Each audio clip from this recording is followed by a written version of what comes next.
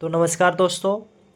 दोस्तों, हमने पिछला क्लास में क्या पढ़ रहे थे? हम तो पिछला क्लास में हमने पढ़ रखा है देशी शासक, मौर्योत्तर काल का देशी शासक। ठीक है, मौर्योत्तर काल हमने बताया कि मौर्य की स्थिति जब कमज़ोर हो जाता है तो उस कमज़ोर स्थिति को देखकर उसका एक मंत्री जो होता है, अंतिम जो मौर्य शासक होता है, कौन सा? तो वृत्रथ। वृत्रथ को उसी का एक मंत्री शुंग वंश जो स्थापना करता है, कौन? पुष्यमित्र शुंग। ठीक है, तो पुष्यमित्र शुंग उसी का एक मंत्री जो है वो क्या करता है? तो मौर्य वंश के अंतिम शासक किसको? वृत्रथ को हत्या कर देता है। और वृत्रथ को हत्या करके मौर्य वंश के जगह पे अपना एक नया वंश चलाता है, जिसका नाम क्या रखता है अपने नाम पर? उसका नाम क्या होता है? पुष्यमित्र शुंग। तो इसने शुंग वंश की स्थापना कर देता है मगध की धरती पे। ठीक है, तो ये हमने पिछला क्लास में देखा कि मौर्योत्तर काल में दोस्तों क्षेत्रीय शासक आने लगा। अब जो है मगध वैसी मतलब कि मजबूत स्थिति में, भारत में अब केंद्रीय शासक नहीं रहता है। ठीक है, तो केंद्रीय शासक नहीं रहता है, मतलब कि अनेक क्षेत्रों में अलग अलग शासक आ जाता है। तो हमने देखा था कि शुंग शासक आता है, फिर कण्व आता है, चेदी और सातवाहन दक्षिण भारत से इसका उद्भव होता है। ठीक है, तो हमने ये देखा था कि शुंग का जो होता है पुष्यमित्र शुंग ने क्या किया? तो वृत्रथ की हत्या करके अपना एक वंश बनाया, नया वंश। ठीक है, जिसको क्या कहा गया? तो शुंग वंश। शुंग वंश के इन्होंने 2 अश्वमेध यज्ञ भी कराया था, जिसमें मुख्य पुरोहित कौन था दोस्तों? तो पतंजलि था। पतंजलि को हमने बताया कि इन्होंने महाभाष्य और क्या लिखा? योग शुभ नामक 2 ग्रंथ लिखा था, जिसमें महाभाष्य जो था वो किस पर आधारित था? तो व्याकरण पर, और योग शुभ योग पर आधारित था। ठीक है, तो ये हमने देखा। पुष्यमित्र शुंग को हमने कहा कि एक कट्टर ब्राह्मणवादी ये था। ठीक है, इन्होंने इस समय ब्राह्मण धर्म उद्भव होना फिर से शुरू हुआ। इन्होंने ब्राह्मण धर्म को क्या दिया? काफ़ी बड़े स्तर पर इन्होंने संरक्षण दिया ब्राह्मण धर्म को। किसने? पुष्यमित्र शुंग ने। ठीक है, और इन्होंने बौद्ध धर्म का काफ़ी विरोध किया। ठीक है, इस उपलक्ष्य में इन्होंने, ऐसा कहा जाता है कि अशोक के द्वारा बनवाए गए 84,000 बौद्ध स्तूपों को इन्होंने क्या किया था? तो इसने ध्वस्त कर दिया था, नष्ट करवा दिया था। जिसमें से एक महत्वपूर्ण स्तूप कौन सा? सांची का स्तूप, जो कि मध्य प्रदेश में उपस्थित है, उसको भी इन्होंने क्या किया था? नष्ट करवाया था। ठीक है, हानि पहुंचाया था। लेकिन इसी का पुत्र जो इसका उत्तराधिकारी बनता है, ठीक है, कौन? तो वो है अग्निमित्र शुंग। तो उसको जीर्णोद्धार कराता है, फिर से उसका मतलब जो भाग टूटा उसको फिर से बनवाने का काम कराता है। ठीक है, तो ये हमने देखा था शुंग वंश में। फिर शुंग वंश में हमने देखा कि इसी के समय में दोस्तों, पुष्यमित्र शुंग के समय में ही कलिंग का जो शासक होता है उस समय कौन होता है? खारवेल होता है। खारवेल जो होता है कलिंग को मुक्त करा लेता है। किससे? तो इससे मतलब मगध शासक से, मतलब कि ये मुक्त करा लेता है। ठीक है, युद्ध लड़ता है और जीत जाता है। कौन? खारवेल। किससे? तो पुष्यमित्र शुंग से। खारवेल जैन धर्म को ग्रहण करता है, उसको संरक्षण देगा। ठीक है, तो ये खारवेल का जो मतलब कि जानकारी मिलता है वो हाथी गुफा अभिलेख से मिलता है। हाथी गुफा अभिलेख खारवेल ही इसको बनवाया। ठीक है, इसको लिखवाया हाथी गुफा, रानी गुफा अभिलेख। तो ये कलिंग जो उड़ीसा वाला क्षेत्र है उस पर शासन करता है कलिंग। तो कलिंग जो है अब क्या था? जो कि मौर्य का 5वां प्रांत था, वो अब स्वतंत्र हो जाता है। ठीक है, ये हमने देखा दोस्तों कि कैसे मतलब मौर्योत्तर काल में भारत केंद्रीय सत्ता से मतलब कि अब पृथक पृथक भाग में शासन होने लगा, अब कमज़ोर सत्ता होने लगा। तो जब दोस्तों कमज़ोर होने लगा भारत की स्थिति, तो क्या विदेशी शासन, विदेशी जो शासक था वो अब भारत की ओर अपना रुख बदलेगा? सोचो दोस्तों, जब मौर्य वंश का प्रारंभिक फेज था उस समय नंद वंश जो धनानंद अंतिम था, ठीक है, नंद वंश का धनानंद जो अंतिम शासक था, तो उस धनानंद के समय में, धनानंद के समय में, इस धनानंद के समय में यूनान शासक, कौन शासक दोस्तों? तो यूनानी शासक किसके द्वारा? तो सिकंदर। सिकंदर दोस्तों, जो कि ये विश्व विजेता के नाम से भी इनको जाना जाता है, कि इन्होंने अभियान चलाया था कि पूरा विश्व को जीतना है। तो उस उपलक्ष्य में इन्होंने भारत में भी आया था, और भारत के अफ़गानिस्तान और पाकिस्तान वाला क्षेत्र में, उस समय भारत में ही था। ठीक है, मुख्य भूमि तो नहीं आ पाया था, में आया। और वहाँ पे जब दोस्तों तो उस समय सोचो आप, उस समय ना तो इस उस समय सिकंदर को वापस लौटाने में उस समय शासक जो था शक्तिशाली था दोस्तों। उस समय चाणक्य जैसा शिक्षक, गुरु और चंद्रगुप्त जैसा छात्र था दोस्तों। तो उस समय सिकंदर को मतलब इन्होंने बड़े ही कूटनीति से सिकंदर को पाकिस्तान भी नहीं दोस्तों, अफ़गानिस्तान वाला क्षेत्र में ही, अफ़गानिस्तान को उस समय बैक्ट्रिया कहा जाता था, ठीक है, उसी क्षेत्र से वापस लौटना पड़ा था, ठीक है। क्योंकि इन्होंने, चाणक्य ने बड़े ही कूटनीतिज्ञ से कुछ जहर, कुछ पॉइजन को खाना में मिला दिया था, और ये मतलब कि जब खाना खाया सैनिकों ने तो कुछ को क्या होने लगा, उल्टी ये सब होने लगा था, ठीक है, वोमिटिंग वगैरह ये सब। तो उससे और साथ साथ में ये मतलब अफवाह फैला दिया कि झेलम नदी को जब पार करोगे, जो भी पार करेगा वो जिंदा वापस नहीं जा सकता है। तो पार करने का आपने प्रयास किया, इसीलिए आपका सेना जो है उसका तबीयत खराब होने लगा। तो सैनिकों का जो आत्मबल था वो टूट गया, इसलिए सिकंदर वहाँ से वापस उनको लौटना पड़ा था। लेकिन जो क्षेत्र में बैक्टीरिया किसको हम बोल रहे हैं दोस्तों, तो अफ़गानिस्तान को बैक्टीरिया बोला जाता था, पाकिस्तान को पर्शिया बोला जाता था। क्या बोला जाता था? पर्शिया। पाकिस्तान को क्या दोस्तों, तो पाकिस्तान को पर्शिया, सॉरी हाँ, अफ़गानिस्तान को पर्शिया दोस्तों, क्या अफ़गानिस्तान को पर्शिया बोला जाता था, ठीक है, हमसे एक मिस्टेक हुआ है यहाँ पे। अफ़गानिस्तान को पर्शिया बोला जाता था, और ईरान को, किसको, ईरान को बैक्टीरिया बोला जाता है। हम लोकेशन में अभी दिखाएंगे कि ईरान कहाँ है, पाकिस्तान कहाँ है, अफ़गानिस्तान कहाँ है, ठीक है। तो ईरान को क्या बैक्टीरिया, और अफ़गानिस्तान को, सॉरी हाँ, ईरान को बैक्टीरिया और अफ़गानिस्तान को क्या, पर्शिया बोला जाता था, ठीक है। तो इसी क्षेत्र में सिमट कर वो रह गए थे और यहाँ से वापस गए। लेकिन ये अफ़गानिस्तान वाला जो पर्शिया क्षेत्र है और ईरान का बैक्टीरिया कहा जाता था, यहाँ पे उन्होंने अपने सेनापति को नियुक्त कर दिया था शासक के रूप में, सेनापति को, ठीक है, जिसका क्या नाम था दोस्तों, तो सेल्यूकस निकेटर।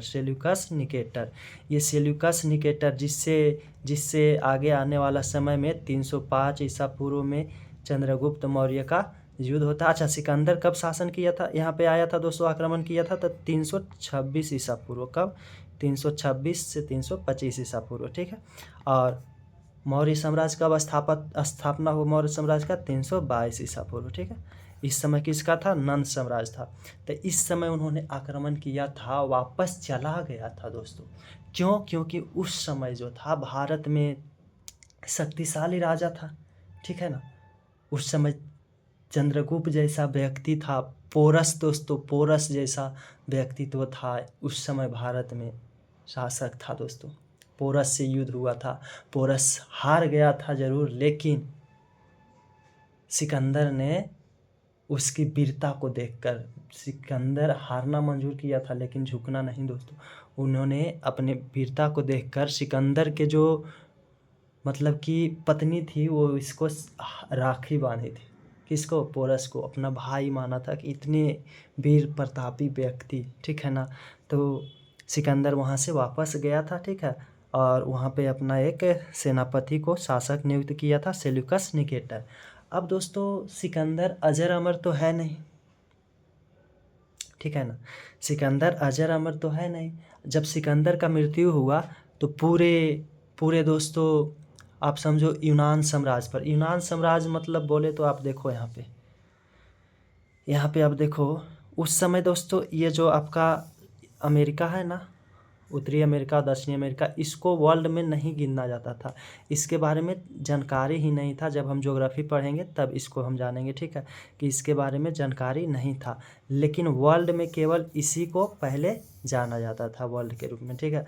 तो इस क्षेत्र में दोस्तों, इस क्षेत्र में ये जो यूरोप वाला क्षेत्र, ये पूरे क्षेत्र में मतलब यूनान था। क्या था दोस्तों? तो यूनान साम्राज्य था, इस सिकंदर का साम्राज्य था दोस्तों, ठीक है। किसका साम्राज्य था?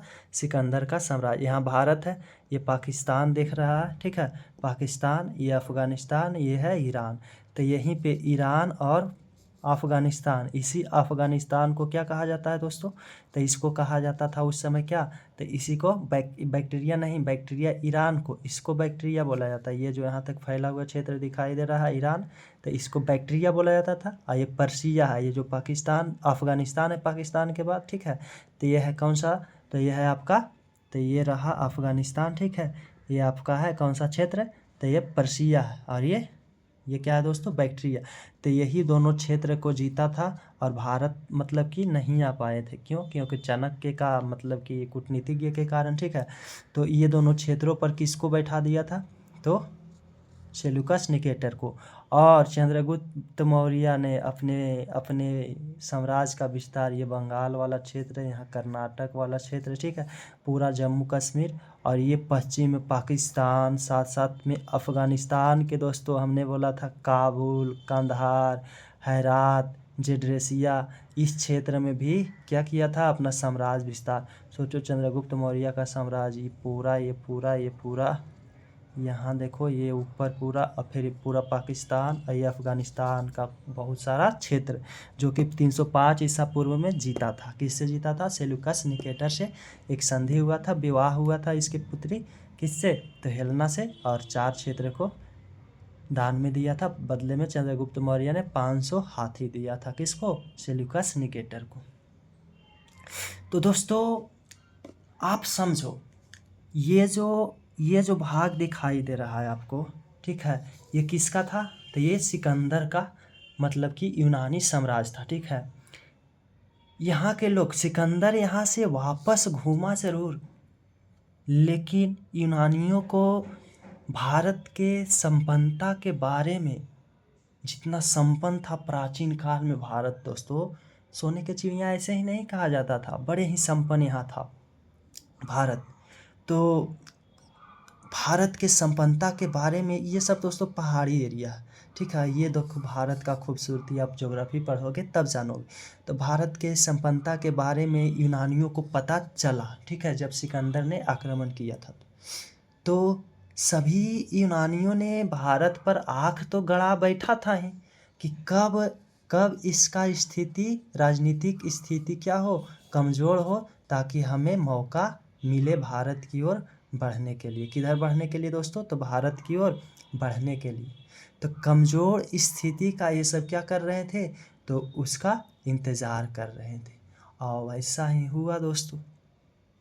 आज जो हम क्लास देखने वाले हैं दोस्तों, आप देखो, हमने कहा शुंग वंश, फिर कण्व वंश आता है दोस्तों। शुंग का जो अंतिम शासक होता है उसको मार देता है कौन? वासुदेव मारता है, ठीक है। और कण्व वंश की स्थापना करता है, ये और कमज़ोर शासक बनता है। चेदी वंश उड़ीसा वाला हमने बता रखा है, ठीक है, खारवेल, ये सब, ठीक है। और महामेघवर्मन इसकी स्थापना करता है। सातवाहन हमने कहा कि दक्षिण भारत से, मतलब कि ये क्या करता है? आक्रमण करता है, उद्भव होता है दक्षिण भारत से। अब दोस्तों आप देखो, आज जो क्लास देखना है, हमने ये तो कल की क्लास में बता रखा है, लेकिन इसका भी लिंक किसके साथ है? तो विदेशी शासक के साथ। क्योंकि इसी के समय में तो ये सब आए हैं, इसी के समय में आए हैं ना। तो इसी के समय में जब आए हैं, समांतर चल रहा है, तो इसको भी देखेंगे आज, ठीक है। तो दोस्तों आज हम कोशिश करेंगे यूनान, शक, पहलव, ये ज़्यादा बड़ा हो जाता है तो ये नहीं हो पाएगा, तो ये 3 को आज हम निपटाने का कोशिश करेंगे। तो आज के क्लास में दोस्तों स्टार्टिंग जो होने वाला है, ये तुलनात्मक काफ़ी टफ होने वाला है। क्या होने वाला है? टफ होने वाला है। ये जो विदेशी आक्रमण है दोस्तों, सोचो आप विदेश के बारे में भी जानना है आपको, और साथ साथ भारत के। आज जो है 2 फिल्म एक साथ दिखाया जाएगा। तो सोचो अगर आपको सिनेमा हॉल में बैठा दिया जाए और 2 फिल्म लगा दिया जाए, एक इधर एक इधर, आपको देख के कहानी को फिर बताना है, क्या आप कैसे बताओगे? तो थोड़ा मुश्किल होगा दोस्तों। कुछ देर इसको रोकना होगा, इसको चालू करना होगा, फिर इसको रोको, इसको चालू करो, फिर दोनों को क्या करो? कनेक्ट करो एक दूसरे से, अब मिला के कहानी बताना है। तो उसी प्रकार से आज हम दोस्तों, हम क्या करते थे, हम चाहते तो इसको विदेशी आक्रमण को छोड़ भी सकते थे, लेकिन फिर आप लिंक नहीं कर पाते तो मज़ा नहीं आता। हमको मज़ा लाना है, ठीक है। तो इसीलिए हम सिकंदर के आक्रमण को नहीं पढ़ाए थे, जबकि कब हुआ था? तो मौर्य काल की स्थापना के कुछ समय पहले ही हुआ था, नंद वंश के समय, इसलिए हम उसको स्किप कर दिए थे, छोड़ दिए थे।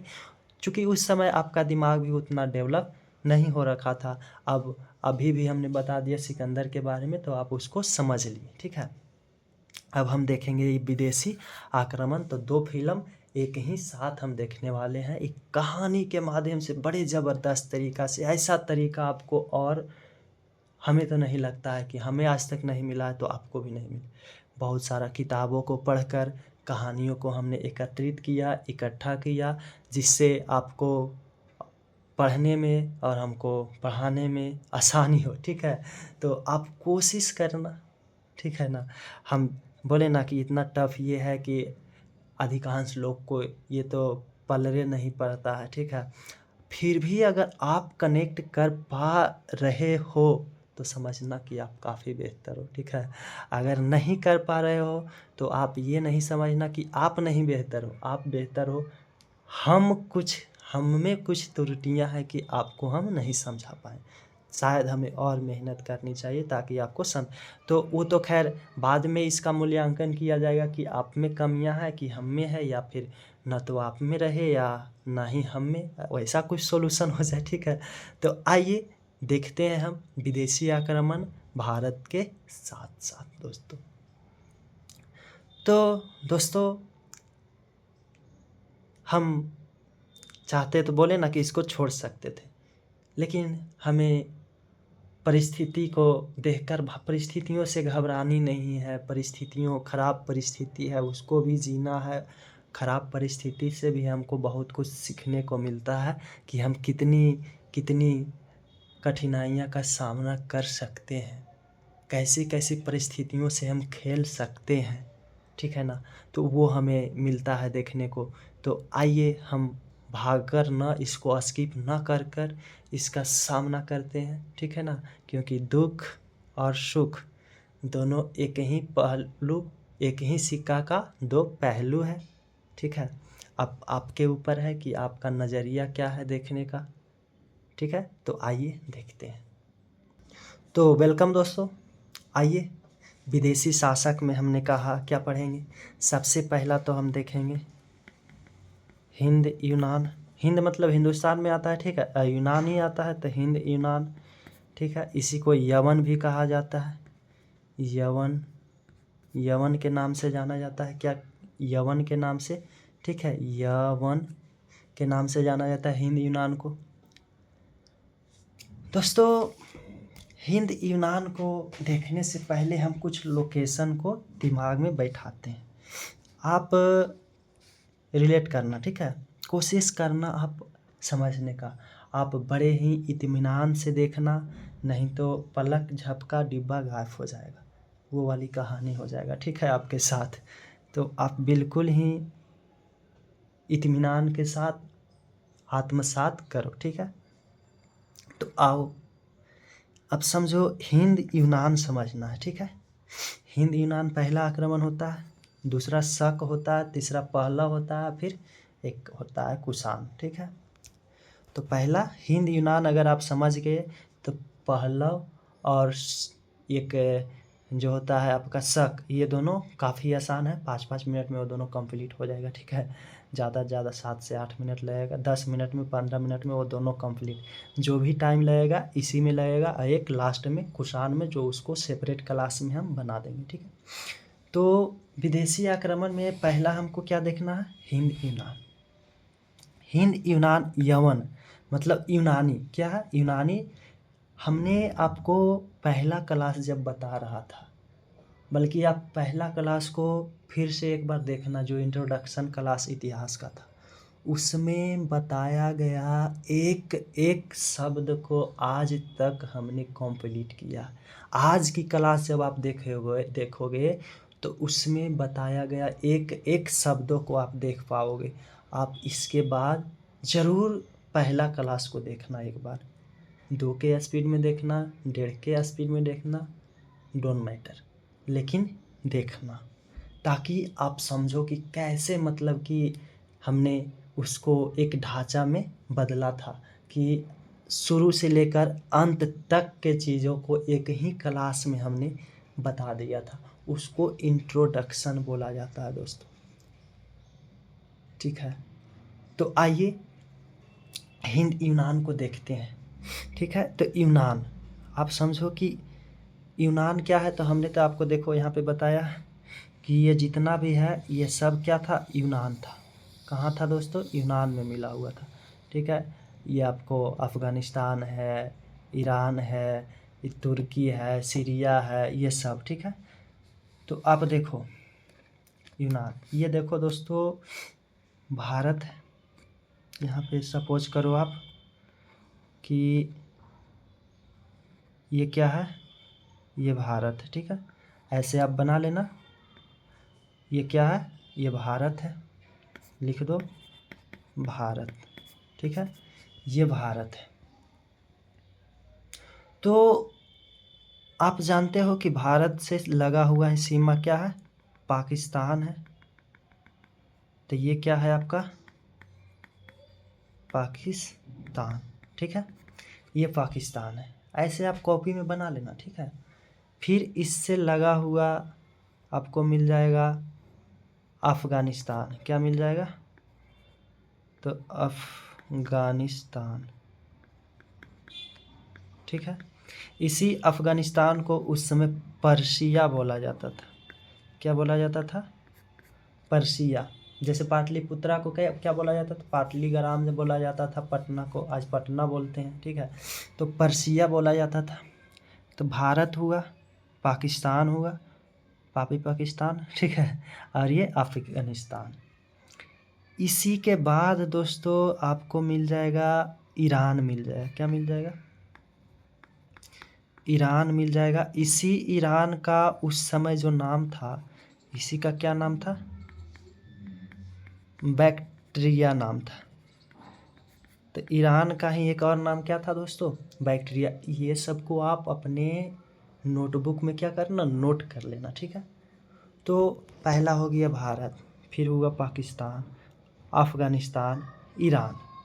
यहाँ पे एक दर्रा है, दर्रा मतलब दो, ये सब पर्वतीय क्षेत्र है। ठीक है, तो दो पर्वतों के बीच में जो पतली रास्ता होता है ना, उसको दर्रा। तो यहाँ एक दर्रा है जिसको बोला जाता है गोमल दर्रा।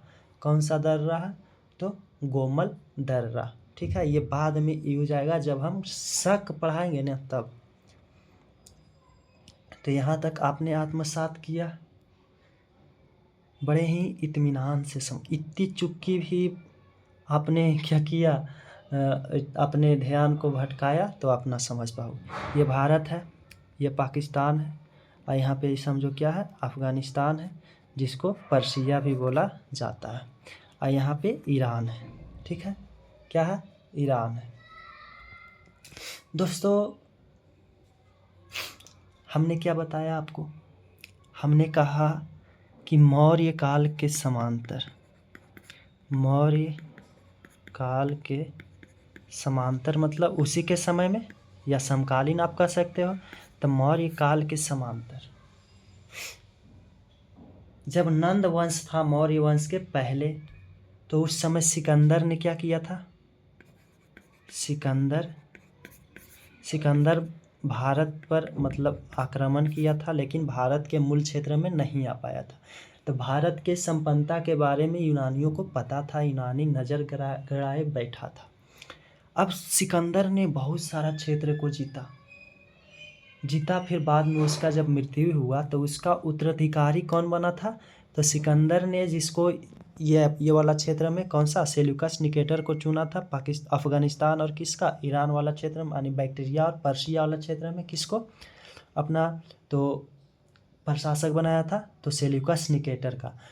तो जब सिकंदर का मौत होता है ना, सिकंदर का मौत, तो इसका जो उत्तराधिकारी होता है,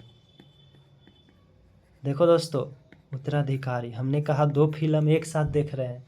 एक तो देख रहे हैं भारत के बाहर वाला क्षेत्र में क्या हो रहा है राजनीतिक स्थिति, और एक भारत वाला क्षेत्र में हम देखेंगे कि राजनीतिक उथल पुथल कैसे क्या हो रहा है। ठीक है, एक भारत के बाहरी क्षेत्र में यानी यूनान में, और दूसरा फिल्म कहाँ चल रहा है, तो भारत में। ठीक है, तो आप देखो कि सिकंदर का उत्तराधिकारी कौन बनता है, सेल्यूकस निकेटर। इस सेल्यूकस निकेटर से मौर्य साम्राज्य का अच्छा मतलब कि वैवाहिक संबंध बन जाता है चंद्रगुप्त मौर्य के साथ। लेकिन चंद्रगुप्त मौर्य का भी मौत होता है, उसका उत्तराधिकारी बिंदुसार आता है, फिर उसके बाद अशोक आता है, तो सेल्यूकस निकेटर का भी मौत होगा। तो इसका पुत्र सेल्यूकस द्वितीय आता है। जिस प्रकार से अशोक के बाद दोस्तों भारत में राजनीतिक उथल पुथल आ जाता है, भारत में कमज़ोर राजा आने लगता है, ठीक उसी प्रकार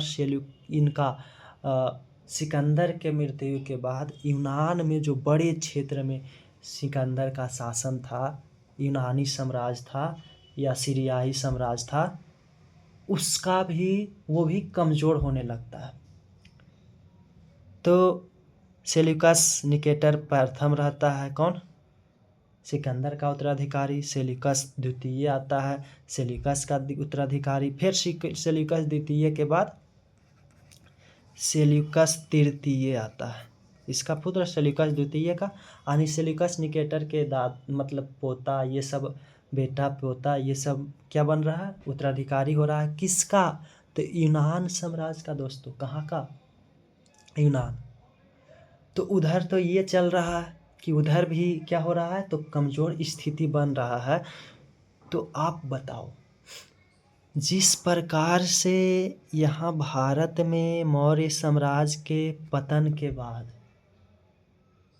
छोटे छोटे क्षेत्रीय राज्य उद्भव होता है, क्या उसी प्रकार से यूनान में भी हो रहा होगा सिकंदर के मृत्यु के बाद, सेल्यूकस के मृत्यु के बाद?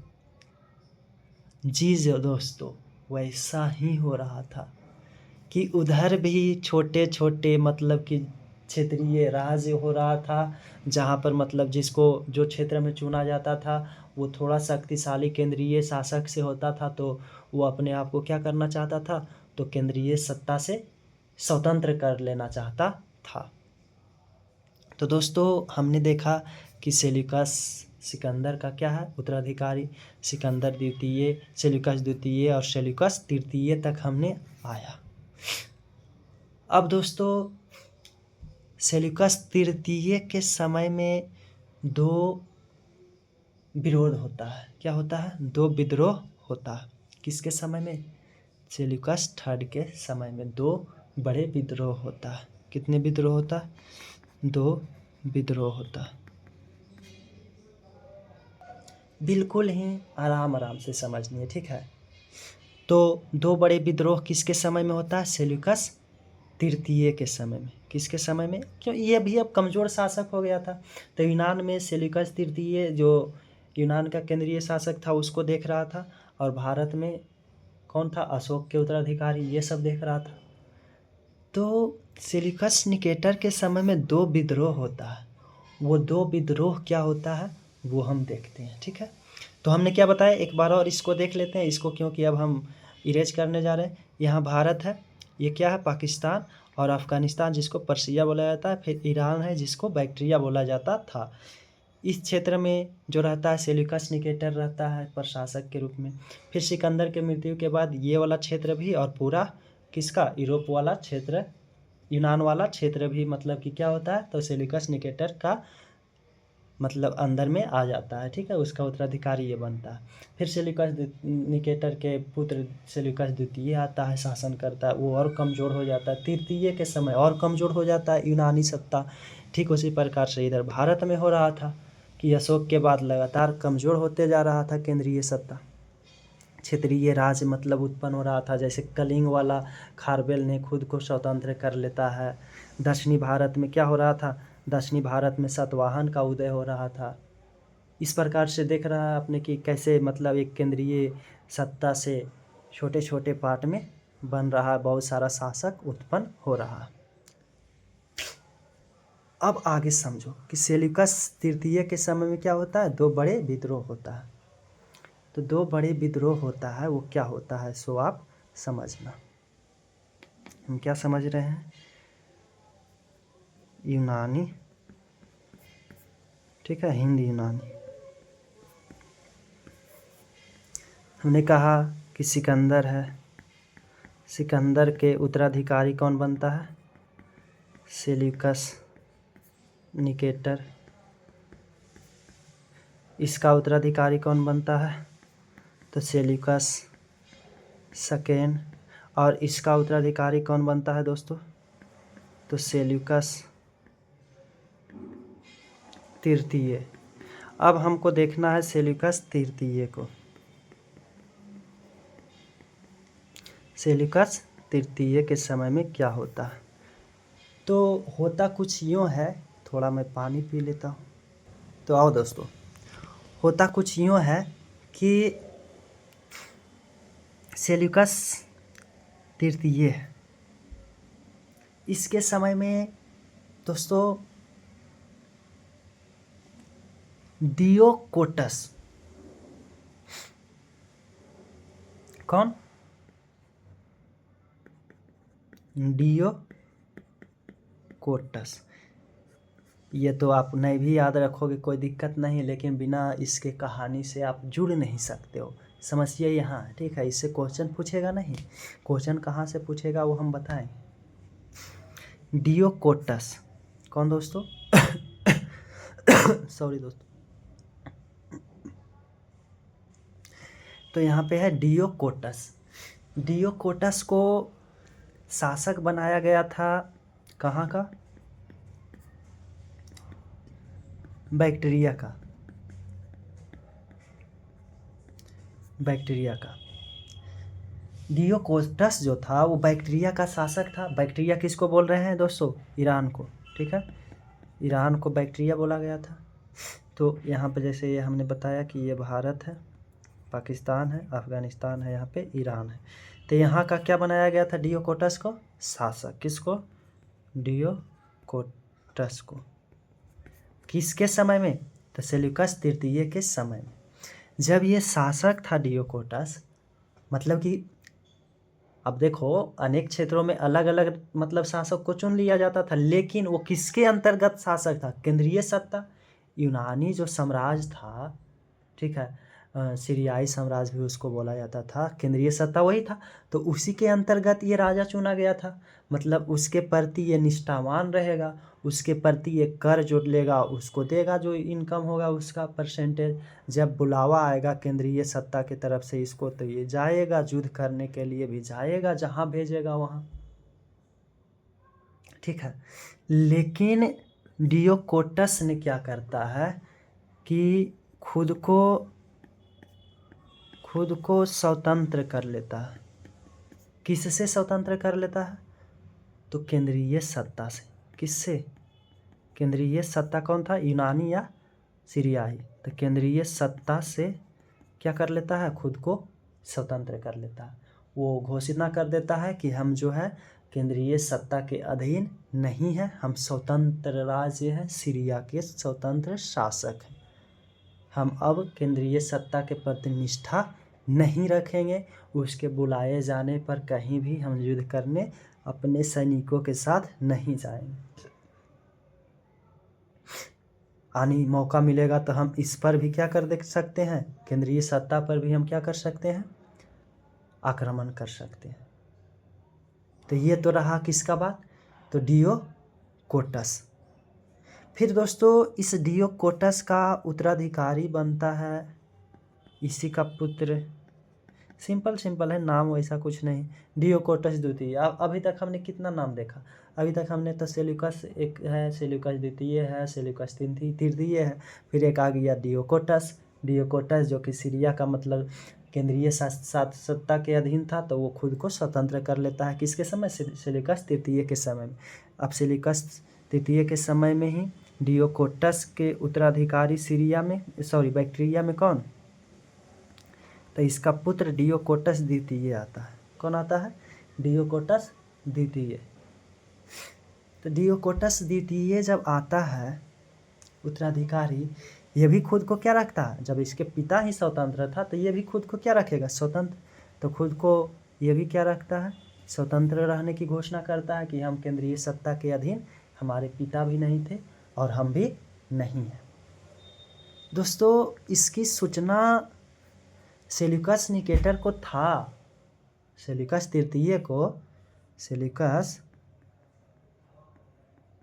तृतीय को इसकी सूचना मिला कि ऐसा ऐसा बात है, फिर भी उन्होंने हस्तक्षेप नहीं किया।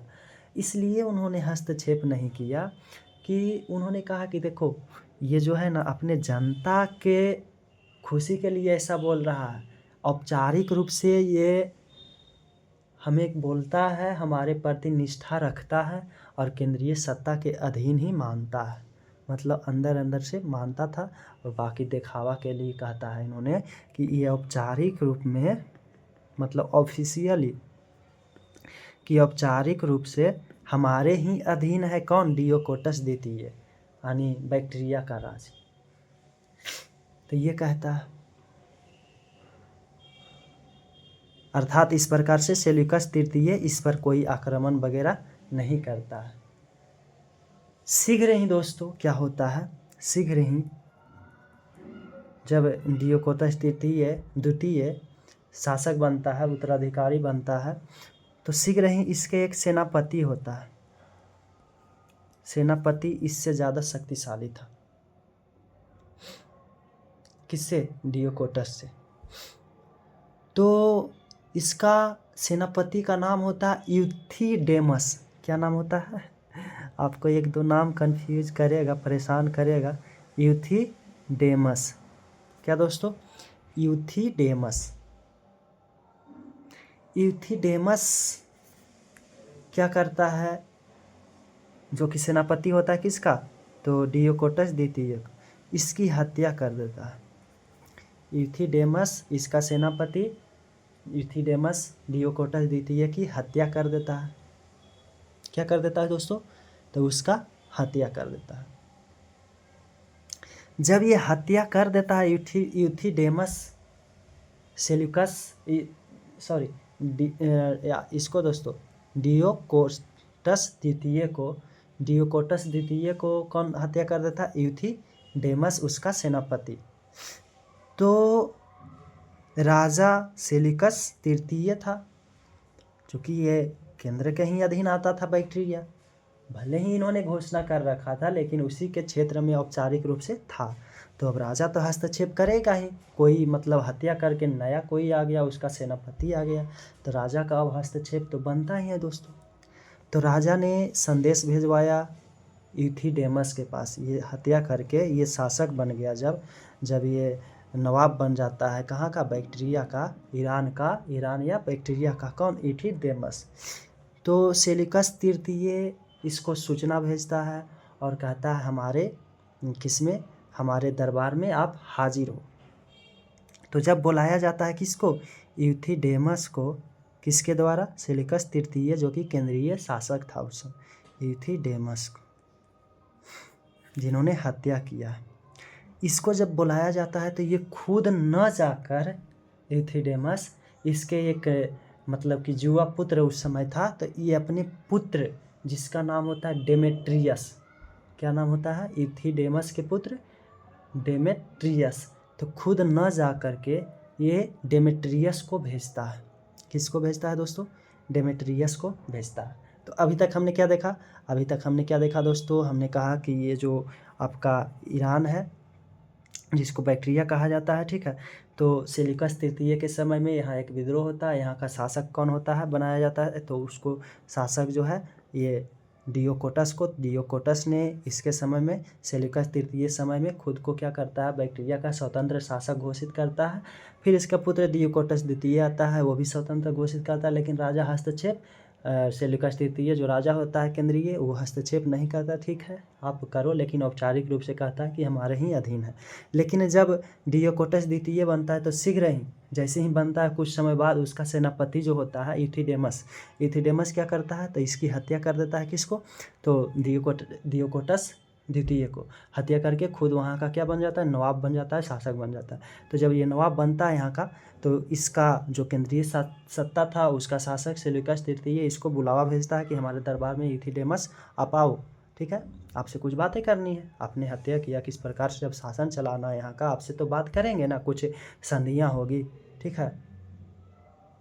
जैसे पहले वाला के साथ भी क्वेश्चन दिया होगा कितना टैक्स देना है, कितना कर ले करके हमें पे करना है, कब बुलाने पर कैसे आना है, कितना सेना, ये सब करती है बातें, ठीक है। तो इथिडेमस खुद न जा करके अपने पुत्र किसको, डेमेट्रियस को भेजता है। यहाँ से दोस्तों कहानी का होता है क्या, शुभारंभ। तो ये कहानी तो इधर चल रहा है, किधर, यूनान में, कैसे कैसे यूनान जो है केंद्रीय सत्ता कमज़ोर होते जा रहा है, यहाँ पे भी क्षेत्रीय शासक आते जा रहा है। और दूसरी कहानी उधर चल रहा है भारत की ओर, जो कि हमने कल भी बताया है उसको, दूसरी कहानी को, कि भारत में कैसे कैसे मतलब कि क्या होता है, मौर्य काल ख़त्म होता है, फिर कौन आता है, शुंग वंश आता है। शुंग वंश में कौन कौन होता है, कितना क्षेत्र में आज़ाद करता है, फिर इससे चेदी वंश जो होता है कैसे कलिंग को आज़ाद करके क्षेत्रीय शासक के रूप में, और फिर दक्षिण भारत में कौन, सातवाहन वंश कैसे उदय हो रहा है दोस्तों, विस्फोट हो रहा है। इस प्रकार से भारत में भी कमज़ोर हो रहा है, और साथ साथ यहाँ भी देखो आप कैसे डेमेट्रियस तो अभी इसका नाम ही केवल लिए हैं, अब इसका काम देखेंगे दोस्तों। तो इथिडेमस अपने पुत्र को सेलिकस तृतीय के दरबार में किसको, डेमेट्रियस को भेजता है, ठीक है। अब कहानी आगे बढ़ाते हैं। तो देखो दोस्तों, हमने कहा कि सेल्यूकस तृतीय है, ठीक है। इस सेल्यूकस तृतीय के समय में ही हमने कहा एक क्या होता है, तो एक विद्रोह होता है, दो विद्रोह बड़े होता है। इसमें से क्या होता है कि कौन, तो ये आपका डियोकोटस मतलब कि स्वतंत्र कर लेता है बैक्टीरिया में, और फिर इसका पुत्र आता है डियोकोटस द्वितीय, वो भी स्वतंत्र, लेकिन इसके सेनापति ही इसको मार देता है, इथिडेमस जब मारता है तो इथिडेमस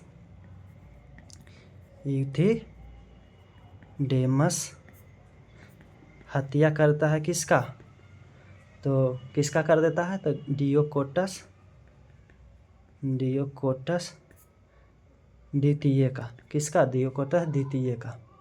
तो डियोकोटस सेकेंड का हत्या कर देता है। तो इस इथिडेमस को ये सेल्यूकस द्वितीय बुलावा भेजता है कि आप आओ हमारे से मिलो। तो ये खुद न जाकर किसको भेजता है, अपने पुत्र को भेजता है दोस्तों। किसको भेजता है, अपने पुत्र को भेजता है। तो पुत्र का नाम होता है इसका दोस्तों, जो पुत्र था उसका नाम था, इस पुत्र का नाम हमने अभी आपको बताया है कि पुत्र का नाम था दोस्तों डेमेट्रियस। क्या नाम था, हाँ, डेमीट्रियस। तो डेमेट्रियस को भेजता है, किसको भेजता है, कितनी अच्छी कहानी हम आपको बता रहे हैं। अगर ऐसे भी नहीं आप समझ पा रहे हो और फिर भी आप कहोगे, जैसे हमने पहले कह रखा है कि आप नहीं समझ पाओगे, तो मेरे अंदर त्रुटि है।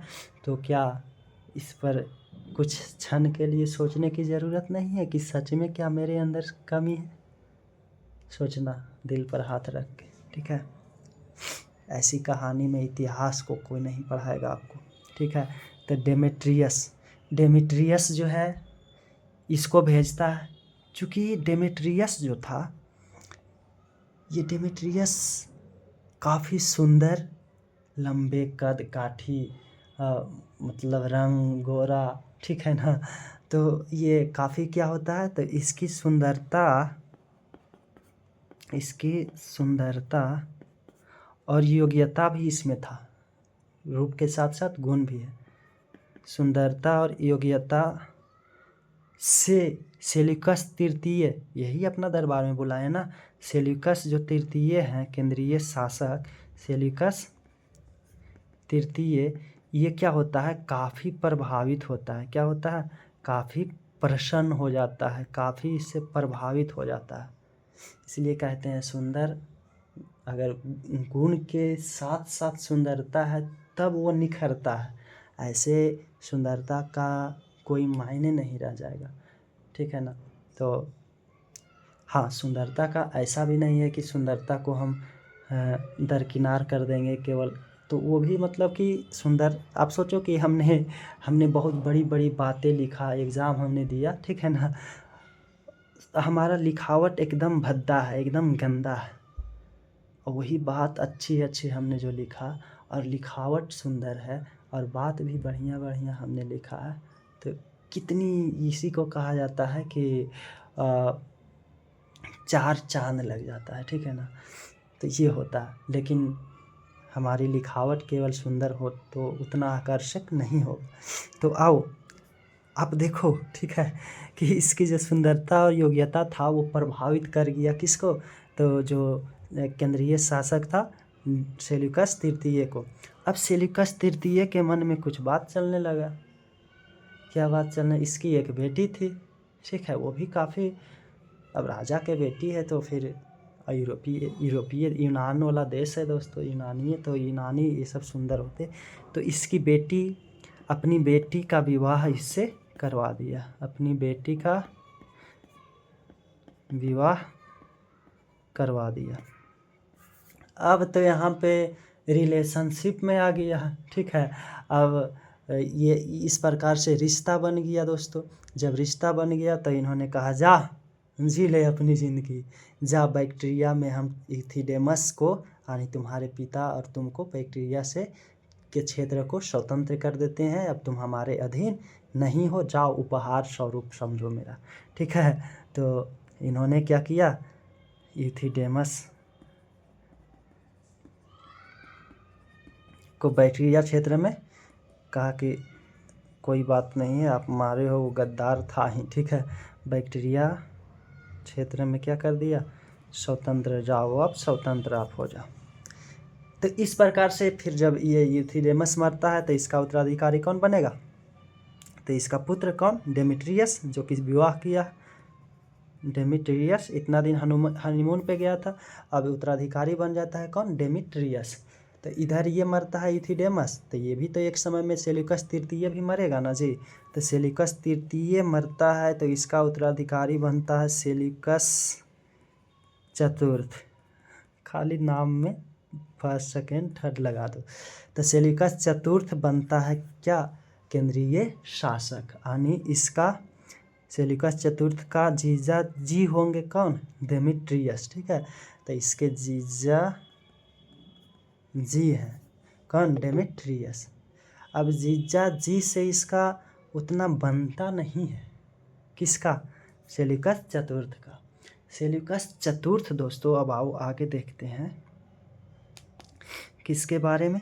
सेल्यूकस थर्ड का तो ख़त्म हो गया कहानी और इथिडेमस का ख़त्म हो गया। अब आएगा सेल्यूकस के पुत्र और यूथिडेमस के पुत्र के बीच की संघर्ष। तो सेल्यूकस अभी जो हम देख रहे हैं वो यूनान में ही देख रहे हैं, अभी भारत में हम इसको लाएंगे घिंच घिंच कर, आओ आओ, कैसे कैसे दोस्तों भारत में आने योग्य वो बनता है, क्यों भारत में आता है वो हम देख रहे हैं, ठीक है। तो सेल्यूकस चतुर्थ किसका उत्तराधिकारी है, सेल्यूकस तृतीय का। और इधर दोस्तों हम लिख देते हैं सेल्यूकस चतुर्थ, और इधर बैक्टीरिया में कौन रहता है, जो कि बैक्टीरिया को स्वतंत्र इसके पिता ने कर दिया था, सेल्यूकस तृतीय ने किसको, पुत्री का विवाह करवाया था और स्वतंत्र कर दिया था। तो ये डेमेट्रियस यहाँ का शासक हो जाता है, ठीक है। अब देखो दोस्तों, ये जो सेल्यूकस चतुर्थ था, ये बड़े ही आकांक्षावादी,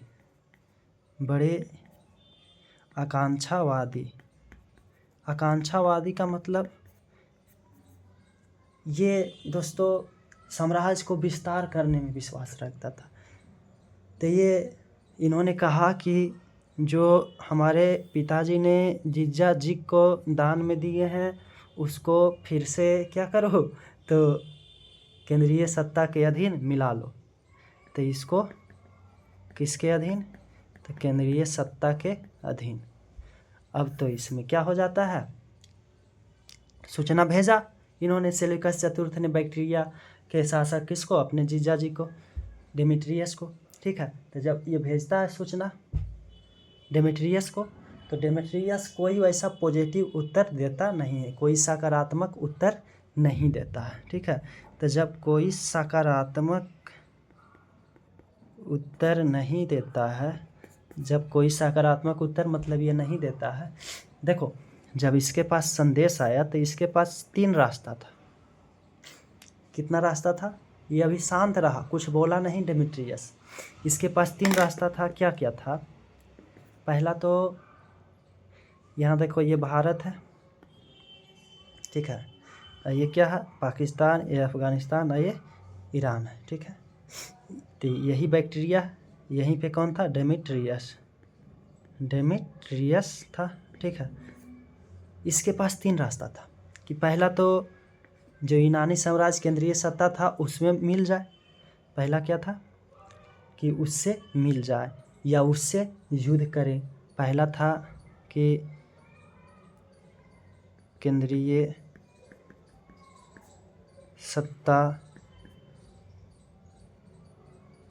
से युद्ध करे। दूसरा, उसके अधीनस्थता को स्वीकार करे। अधीनस्थता को क्या करे? स्वीकार कि हाँ, हम आप ही के अधीन हैं, आप जो कहोगे वही करेंगे साल्ला जी, ठीक है। तो ये हुआ। तीसरा था क्या? कि भारत की ओर बढ़े। कहाँ बढ़े? अरे भारत की ओर बढ़े, भारत की ओर। उसको यही अनुकूल लगा। समझा? कितनी ज़बरदस्त तरीक़ा से आप सोचो कि हमने कहानी में भारत को एंट्री मरवाया है दोस्तों। अगर इतनी में आप नहीं समझ पा रहे हो तो अब अपने अंदर टटोलो, हमारे ऊपर अब दोषी मत ठहराना, ठीक है। कि जब इन्होंने केंद्रीय सत्ता से इन्होंने संदेश भेजवाया तो इसके पास 3 रास्ता था। पहला, केंद्रीय सत्ता से युद्ध करे। अब चूँकि युद्ध करेगा तो ये केंद्रीय सत्ता है, बड़े साम्राज्य है, फिर तो वही बात हो जाएगा कि कलिंग और अशोक वाला युद्ध, ठीक है। खैर उतनी शक्तिशाली ये भी नहीं था, अब कमज़ोर हो गया था, लेकिन फिर भी तो डर था, वो केंद्रीय सत्ता था ना जी। ये छोटा एक राज्य है ही बैक्टीरिया। तो ये युद्ध करे। दूसरा, अधीनस्थता स्वीकार करे और जमाई बन के रहे, ठीक है। और तीसरा क्या था? कि भारत की ओर, चूँकि दोस्तों चूँकि डेमेट्रियस को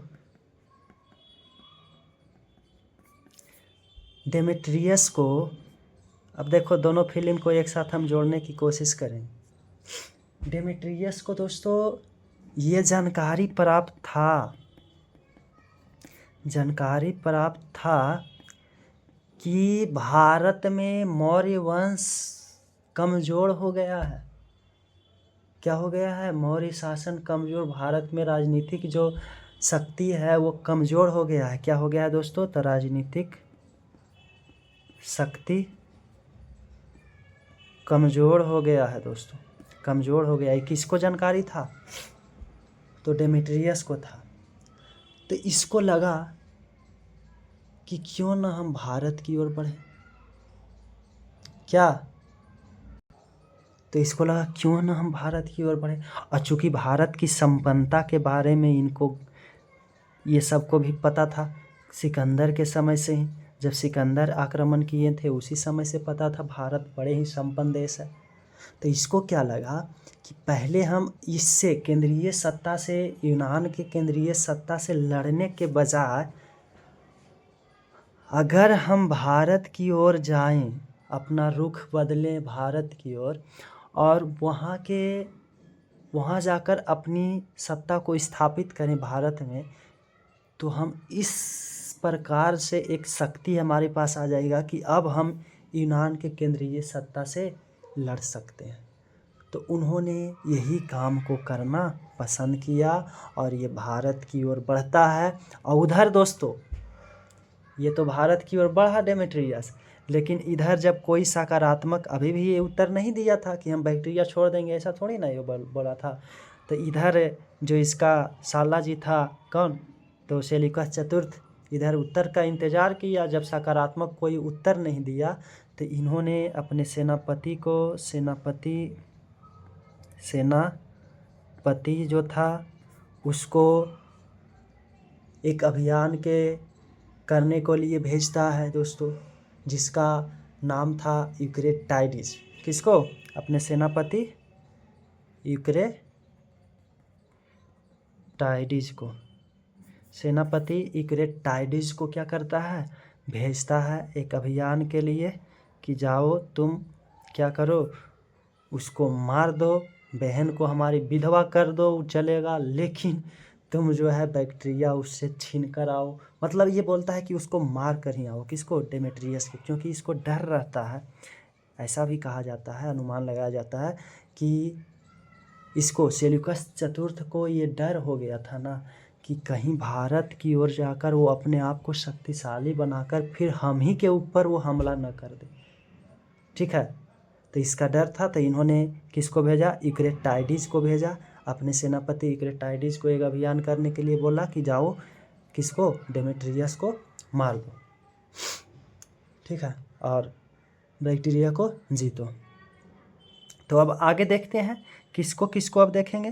तो अब इसको छोड़ देते हैं, ये लेते हैं, डेमेट्रियस को दे लेते हैं, और किसको दोस्तों? और एक अभियान के द्वारा जो आया है, कौन? मतलब एक मिशन पर। अभियान मतलब क्या? मिशन। तो इसका क्या मिशन है? तो इसका मिशन है बैक्टीरिया को जीतना और क्या, और इसको डेमेट्रियस को मारना। ठीक है, तो ये अपने मिशन पे आता है। और इसका क्या मिशन है दोस्तों डेमेट्रियस का? तो इसका मिशन है कि यूनानी शासक से खुद को बचाना, और इस बचाव के लिए वो भारत में विस्तार करना, अपने राज्य को। कहाँ विस्तार करना? भारत में। तो आइए देखते हैं दोनों का मिशन क्या होता है। तो एक तो है दोस्तों, दोनों यूनान के ही हैं, दोनों तो यूनान से है। ठीक है, एक का है क्या? तो यूक्रेटाइडिस। एक का नाम क्या है? जो कि किसका सेनापति है? तो ये सेनापति है किसका? तो इसका सेल्यूकस चतुर्थ का। सेल्यूकस चतुर्थ का सेनापति है। और एक तरफ, दूसरा तरफ है डेमेट्रियस। अब ये चाह रहा है किधर? भारत की ओर जाने के लिए। और इसका क्या मिशन है? तो इसका है बैक्टीरिया, जिस पर डेमेट्रियस का शासन था, तो बैक्टीरिया को जीतना, यानी बैक्टीरिया को केंद्रीय सत्ता में मिलाना, साथ साथ में डेमेट्रियस को मार देना। ये मिशन है।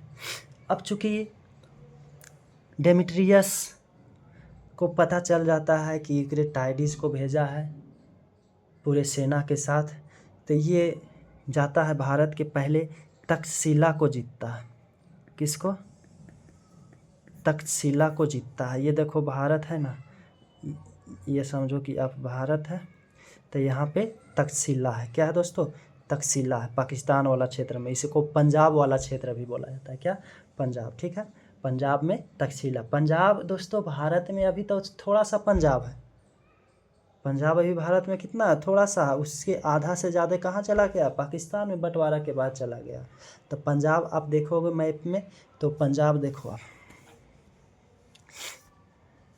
कहाँ है। ये दोस्तों, ये जो दिखाई दे रहा है, ठीक है, ग्रीन वाला बुल्लू है, ठीक है, बुल्लू वाला, ये पंजाब है। ये पंजाब का क्षेत्र देखो, ये पाकिस्तान में भी गया है और ये भारत में भी, ये पंजाब वाला क्षेत्र है। ठीक है, तो ये पाकिस्तान, यहाँ पे है तक्षशिला। क्या है दोस्तों? तक्षशिला। तो इस क्षेत्र को जीतता है। किसको जीतता है? तक्षशिला को जीतता है। और फिर यहाँ आगे बढ़ता है। तक्षशिला के जीतने के बाद ये किसको जीतता है? पंजाब के पटियाला, जिसको साकल उस समय बोला जाता था, अभी पटियाला बोला जाता है। क्या? तो पटियाला। तो भारत के मुख्य क्षेत्र में नहीं आता है अभी तक क्या है? पाकिस्तान वाला क्षेत्र, क्योंकि पाकिस्तान भी उस समय भारत में ही था, तो ये वाला क्षेत्र को ये जीत लेता है। और पटियाला में अपनी राजधानी को क्या कर देता है? स्थापना। पटियाला वर्तमान नाम है, यहाँ पे क्या है? साकल, पंजाब में। तो देखो दोस्तों, इसको जीता, और पंजाब में किसको? साकल को जीता। किसको? साकल। और जिसका अभी का क्या नाम है? पटियाला। पाकिस्तान में पटियाला एक क्षेत्र है, ठीक है, एक स्थान का नाम है। तो ये पाकिस्तान में है, उस समय तो भारत में ही था। तो साकल को जीता और इसकी वो अपनी राजधानी बना ली। मतलब इसको भारतीय क्षेत्र में जितना भी ये क्षेत्र विस्तार किया तो भारतीय क्षेत्र की राजधानी बनाया, भारतीय क्षेत्र की राजधानी, ठीक है, भारतीय क्षेत्र की राजधानी। अब दूसरा पिक्चर में देखो आप, कल हमने आपको ऐसे ही बता दिया था मजाक मजाक में कि मौर्य के जो अंतिम शासक होता है ना, जिसका क्या नाम है, बृहद्रथ। बृहद्रथ को शुंग वंश के शासक, उसी का मंत्री, मतलब उस समय शासक थोड़ी ना था। बृहद्रथ को किसने मार दिया था? पुष्यमित्र शुंग मारा था। किसने मारा था दोस्तों? पुष्यमित्र शुंग, जो कि उसी का मंत्री रहता, उसने मारा था। क्यों मारा था भाई? अब समझो। जब ये कौन, डेमेट्रियस, ये तक्षशिला में पंजाब के साकल पटियाला वाला क्षेत्र को जीत लेता है, तो उस समय चूँकि भारत में पाकिस्तान, अफ़गानिस्तान ये सब क्षेत्र रहता था मिला हुआ, पाकिस्तान के क्षेत्र, अफ़गानिस्तान के क्षेत्र। तो वहाँ के जनता ने, भारत के जनता ने इसको कहा, बृहद्रथ जो कि अंतिम शासक था, उस समय शासक था जब डेमेट्रियस जीत रहा था। तो अब चूँकि जनता राजा पर दबाव बनाएगा ही कि आप कुछ करो साहब, आप इससे युद्ध करो, आप काहे इसको मतलब कि जीतने दे रहे हो, ये भारत में एक विदेशी शासक आ रहा है। तो जनता के कहने पर दबाव बनाने के बावजूद भी उसमें वो योग्यता बृहद्रथ में नहीं था, उतना क्षमता नहीं था कि इससे क्या करे, डेमेट्रियस के सामना कर पाए। चूँकि दक्षिण से ही भी सातवाहन वंश का उदय हो रहा था, तो ये तो पिस गया था। तो ये जब नहीं सामना कर पाया तो जनता ने विद्रोह कर दिया। इसी विद्रोह का फ़ायदा उठाकर उसी का मंत्री, एक उच्च पद पर बैठा मंत्री पुष्यमित्र शुंग ने बृहद्रथ को हत्या कर देता है और शुंग वंश का स्थापना करता है। दोस्तों, ये था असली कहानी। हमने कहा ना कि 2 पिक्चर चलेगा एक साथ। कैसा मज़ा आ रहा है 2 पिक्चर एक साथ देखने में? आ ही रहा होगा, ठीक है ना। कल हमने बताया कि शुंग वंश के जो स्थापना करता है पुष्यमित्र शुंग, वो किसका मतलब कि क्या करता है, हत्या करता है। तो अपने जो उसका मतलब जिसके अंतर्गत वो काम करता है, बृहद्रथ, जो कि मौर्य साम्राज्य का अंतिम शासक होता है, उसका क्यों करता है? क्योंकि जनता ने विद्रोह किया था, कमज़ोर स्थिति देखा, और एक मतलब कि अब जब उसका सब विरोध था, उसके अगेंस्ट था, तो देखा कि अब हम मतलब जनता के भरोसा जीत सकते हैं कि हमने कमज़ोर शासक को नहीं चाहिए, हमें कौन चाहिए, हमें वैसे शासक चाहिए जो हमारी रक्षा, तुम्हारी रक्षा कर सके। ऐसी बातें को मैं फेंकूंगा और मैं अपना वर्चस्व कायम कर लूँगा। तो इस प्रकार से पुष्यमित्र शुंग ने अपना वर्चस्व बनाया था। दोस्तों, ये था असली कहानी। तो आओ आगे अब देखते हैं डेमेट्रियस। तो उधर यूक्रेटाइडिस भी अपना मिशन पे निकला था। तो जब पता चला कि मतलब कि यहाँ पे है ये, तो ये जो डेमेट्रियस को पता चला कि यूक्रेटाइडिस आया, तो ये भाग जाता है तक्षशिला को छोड़कर, ठीक है। पंजाब साकल में अपनी राजधानी बनाता है पटियाला में, तक्षशिला को, इसको तो ये जीत ही लेता है। बैक्टीरिया को कौन जीत लेता है? यूक्रेटाइडिस, क्योंकि ये छेड़ दिया अब इसको, अब भारत में ये ध्यान दे दिया। तो यूक्रेटाइडिस बैक्टीरिया को जीत लिया और केंद्रीय सत्ता में मिला दिया। केंद्रीय सत्ता में क्या किया? मिलाया। तो बैक्टीरिया को जीता और केंद्रीय सत्ता में मिलाया। फिर इन्होंने भी अब देखा कि इसको पता चला भारत की ओर भागा, तो ये भी आगे बढ़ता तक्षशिला में, यहाँ वाला क्षेत्र में तक्षशिला को जीतता है। किससे जीत लेता है? डेमेट्रियस। डेमेट्रियस तब तक तक्षशिला छोड़ के वर्तमान का जो मथुरा है ना यूपी में, तो मथुरा वाला क्षेत्र में चला जाता है, ठीक है। राजधानी साकल पटियाला रहता है और मथुरा वाला क्षेत्र में ये मतलब अपना राज्य को विस्तार कर देता है, जो कि उत्तर प्रदेश में है। दोस्तों, कहाँ है ये आप देख सकते हो लोकेशन में। ये जो भारत है ना, तो यहाँ पंजाब का, यहाँ साकल था, यहाँ तक्षशिला है। तो तक्षशिला में तो मतलब कि तक्षशिला को भी जीत लिया और ये ईरान को भी जीत लिया। कौन? तो ये जो यूक्रेटाइडिस आया था जीतने के लिए, मिलाने के लिए उसमें, तो इसको अपनाया और यहाँ तक्षशिला को भी अपनाया, ठीक है, इसको भी अपने अधिपत्य बना लिया। साथ साथ में ये जो डेमेट्रियस था यहाँ पे अपना राजधानी रखा था साकल पंजाब में। और ये जो यूपी वाला क्षेत्र है ना, इस यूपी वाले क्षेत्र में ये मतलब कि कहाँ पे, तो इस यूपी वाले क्षेत्र में एक कौन सा स्थान है दोस्तों, तो यहाँ पे एक स्थान है मथुरा। तो मथुरा में ये क्या किए थे, मथुरा के तरफ अपना राज विस्तार किया, ठीक है। तो अब देखो दोस्तों क्या कि मथुरा तक अपना राज विस्तार किया। और डेमेट्रियस ने अपनी राजधानी किसको बनाया था, तो साकल, और इसी का नाम पटियाला है, जो कि कहाँ है, पंजाब में है, ठीक है। वर्तमान में ये कहाँ स्थान है दोस्तों, तो वर्तमान में ये जो है पाकिस्तान में, ठीक है। अब इधर जो यूक्रेटाइडिस था ये तक्षशिला को जीत लेता है। किसको जीतता है, तक्षशिला को जीतता है और तक्षशिला को राजधानी बना देता है। क्या बना देता है, तो राजधानी। तो इस प्रकार से भारत में दो शासकों ने अपना शासन स्थापित किया। एक अपनी राजधानी कहाँ बनाया, तक्षशिला में, और दूसरी ने अपनी राजधानी कहाँ बनाया, साकल पटियाला में बनाया था। अब देखो दोस्तों, जैसी करनी वैसी भरनी, बोया पेड़ बबूल का अम्बवा कहाँ से आए, आम कहाँ से आएगा दोस्तों। किसने बोया बबूल का पेड़, तो किसने बोया, तो सेल्यूकस चतुर्थ अपने जीजा के प्रति ये मतलब कि भेजा था आक्रमण करने के लिए। किसको, यूक्रेटाइडिस। अब यूक्रेटाइडिस जब क्या करता है, बैक्टीरिया को जीत लेता है, तक्षशिला को जीत लेता है, तो इसके मन में भी कपट आ जाता है दोस्तों। अब ये भी क्या करता है कि ये भी कहता है कि हम अब ये दोनों क्षेत्र पर शासन करेंगे, हम केंद्रीय सत्ता के अधीनस्थ अब नहीं है, हम स्वतंत्र शासक बन के भारत वाला क्षेत्र और ये तक बैक्टीरिया पर क्या करेंगे, शासन करेंगे, और करता है। तो इस प्रकार से भारत में दो क्या आ जाता है, यूनानी शासक आता है दो वंश के, एक तो है यूक्रेटाइडिस और दूसरा क्या है दोस्तों, तो पंजाब के जो यूक्रेटाइडिस है वो तक्षशिला को अपनी राजधानी बनाता है। किसको, तक्षशिला को, जो कि कौन था, सेनापति था सेल्यूकस चतुर्थ का।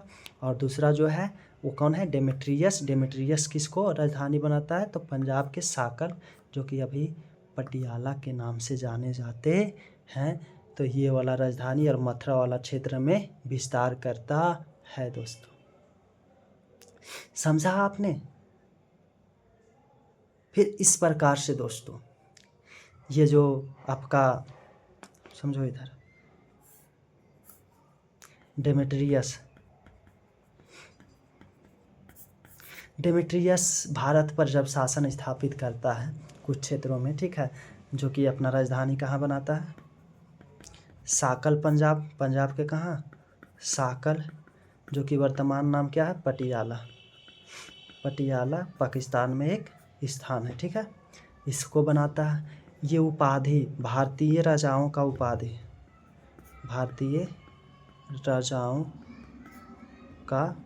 जिस प्रकार से भारतीय राजा उपाधि धारण करते थे ना, वो उपाधि धारण करता है कौन, डेमेट्रियस। क्यों ऐसा उपाधि करता है धारण, ताकि भारतीय जनमानस, भारतीय लोगों का विश्वास जीते, उसके जज्बात से खेले, उसके जज्बात को जीते, और हम अपने कि हम भी भारत का ही शासक के जैसा हैं। तो ये भारतीय राजाओं के जैसा क्या करता है, उपाधि धारण करता है। क्यों, ताकि भारतीय जनमानस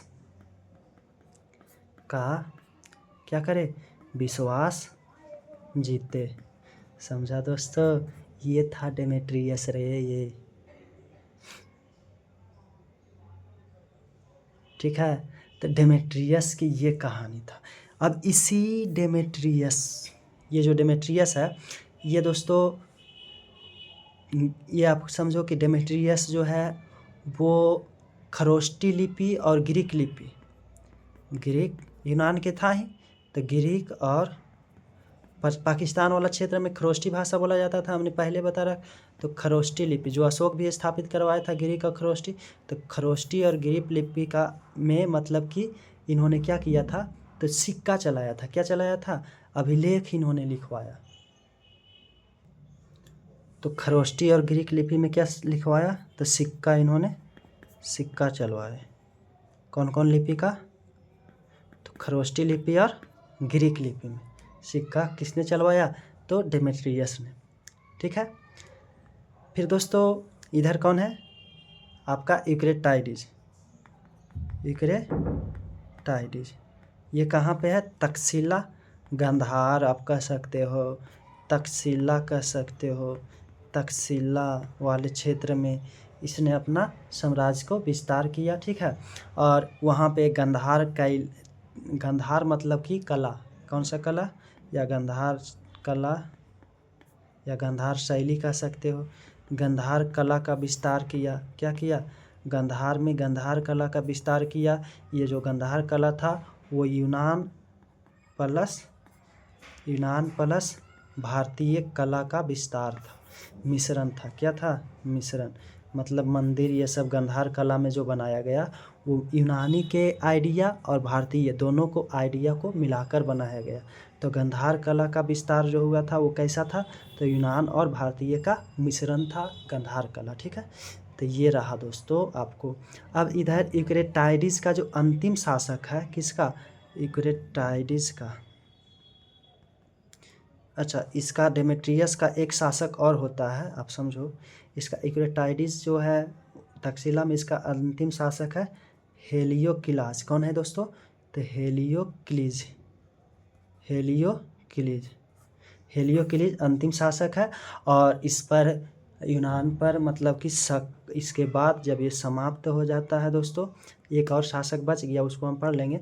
समाप्त होता है तो शक वंश आता है। कौन सा? शक शासक आता है। तो हेलियोक्लिस किसका? यूक्रेटाइडिस का अंतिम शासक है, जो कि तक्षशिला पर था। अब डेमेट्रियस का एक और शासक है दोस्तों, जिसका मिलिंद नाम है। क्या नाम है? मिलिंद। यही मीनांडर के नाम से भी फेमस है। किस नाम से? मीनांडर से फेमस है मिलिंद। ये भी एक प्रसिद्ध शासक है डेमेट्रियस वंश का। ठीक है। दो वंश चल रहा है, एक यूक्रेटाइडिस और दूसरा डेमेट्रियस। कहाँ से दोनों आया है दोस्तों? तो वही यूनान से आया है। ठीक है। ये तो बैक्ट्रिया ईरान का शासक था। ये क्या था? सेनापति था। किसका? तो चतुर्थ का। कौन सा चतुर्थ है वो आप जानते हो? सेल्यूकस चतुर्थ का। ठीक है। तो इन्होंने ऐसा किया। अब इसका मीनांडर मिलिंद के बारे में देखते हैं। तो डेमेट्रियस वंश का ही एक प्रसिद्ध शासक, काफ़ी प्रसिद्ध ये रहा प्रसिद्ध शासक मिलिंद है। कौन है दोस्तों? मिलिंद, या इसी को क्या कहा जाता है? तो मीनांडर। ये मिलिंद या मीनांडर इसको बोला जाता है दोस्तों। इसने मीनांडर या मिलिंद ने बौद्ध भिक्षुक इसके दरबार में, तो जहाँ पे मतलब डेमेट्रियस का जिस क्षेत्र में मथुरा वाला और तक्षशिला पटियाला वाला क्षेत्र था, उस पर इसका मतलब कि शासन था। किसका? मिलिंद का। इसी वंश का इसका उत्तराधिकारी है। ठीक है। तो जो पटियाला वाला क्षेत्र था ना, वो शिक्षा का केंद्र मिलिंद के समय में बन गया था। शिक्षा का केंद्र। ठीक है। ये संस्कृति में मतलब कि शिक्षा में ये सब में काफ़ी ये विश्वास रखते थे। तो शिक्षा का केंद्र कौन बन गया था? पटियाला, या मतलब कि पटियाला इसको आप बोलो, या इसी को क्या कहा जाता था दोस्तों? तो पटियाला साकल। क्या? साकल, जो कि पंजाब में राजधानी इसका था। ठीक है। और ये इस समय बौद्ध भिक्षुक इसके दरबार में एक बौद्ध भिक्षुक रहते थे, जिसका नाम था नागसेन। कौन दोस्तों? नागसेन। एक बौद्ध भिक्षुक थे जिसका क्या नाम था? नागसेन रहते थे इसके दरबार में। वो नागसेन ने एक बुक लिखा जिसका नाम था मिलिंद पन्हो। क्या? मिलिंद पन्हो। मिलिंद कौन है? तो मिलिंद राजा का नाम है। अब मिलिंद पन्हो लिखा, जिसमें इस मिलिंद पन्हो में दोस्तों क्या लिखा है? तो नागसेन प्लस मिलिंद जो राजा, बीच में जो विवाद हुआ था, विवाद मतलब कोई क्वेश्चन पूछा, कौन? नागसेन, उसका आंसर बताया कौन, मिलिंद। तो इसके वार्तालाप जो होता है दोस्तों, ये वार्ता, विवाद मतलब झगड़ा वाला विवाद नहीं, ठीक है। तो मिलिंद पन्हो को किसने लिखा, नागसेन ने लिखा। नागसेन क्या था, बौद्ध भिक्षुक था, जो कि किसके दरबार में था, तो मिलिंद या मिनांडर के दरबार में है, जो कि डेमेट्रियस वंश का एक शासक है, डेमेट्रियस का उत्तराधिकारी एक है, ठीक है, प्रसिद्ध शासक है। इसके नागसेन और मिलिंद के बीच में जो वार्ता हुआ है, बातचीत हुआ है, उसको इसमें मिलिंद पन्हो में लिखा गया। भारत में सबसे पहली बार यानी सर्वप्रथम भारत में सोने का सिक्का इन्हीं ने चलाया, सोने का सिक्का। तो सबसे पहला भारत में सोने का सिक्का किसने चलाया, तो हिंद यूनानी शासक, जिसका क्या नाम था, मिनांडर या मिलिंद। तो ये आप बहुत मतलब कि ज़बरदस्त से याद रखना कि मिलिंद या मिनांडर ने भारत में सोने का सिक्का सर्वप्रथम चलाया था। इसके पहले भारत में सोने का सिक्का नहीं प्रचलन में था दोस्तों, ठीक है। तो ये हो गया आपका मिलिंद या मिनांडर से संबंधित, कि मिलिंद या मिनांडर जो था इसी डेमेट्रियस वंश के एक प्रसिद्ध शासक था, जो कि पटियाला साकल इस समय शिक्षा का केंद्र बन गया। दरबार में बौद्ध भिक्षुक कौन रहता था, नागसेन, अर्थात इन्होंने बौद्ध धर्म को अपनाया। कौन सा धर्म को अपनाएगा, बौद्ध धर्म को अपनाया, बौद्ध भिक्षुक रहता था। तो ठीक है, इसके प्रभाव में, किसके, नागसेन के प्रभाव में सबसे पहला भारत में सोने का सिक्का इन्होंने ही चलाया। क्वेश्चन ऐसे आता है कि किसने भारत में सबसे प्रथम बार सोने का सिक्का चलाया, हिंद यूनान, कुषाण, शक, पहलव, ऐसे देगा तो कौन, हिंद यूनान। और राजा पूछेगा तो मिलिंद या मिनांडर, ठीक है। तो ये रहा। अच्छा, इसी डेमेट्रियस का एक और प्रसिद्ध शासक था, जिसको नाम हमने पहले आपको बताया जब शुंग वंश का एक शासक भागभद्र को पढ़ा रहा था। कब, शुंग वंश के शासक, शुंग शासक भागभद्र, जो कि हमने बताया था कि भागभद्र भागवत धर्म को अपनाया था।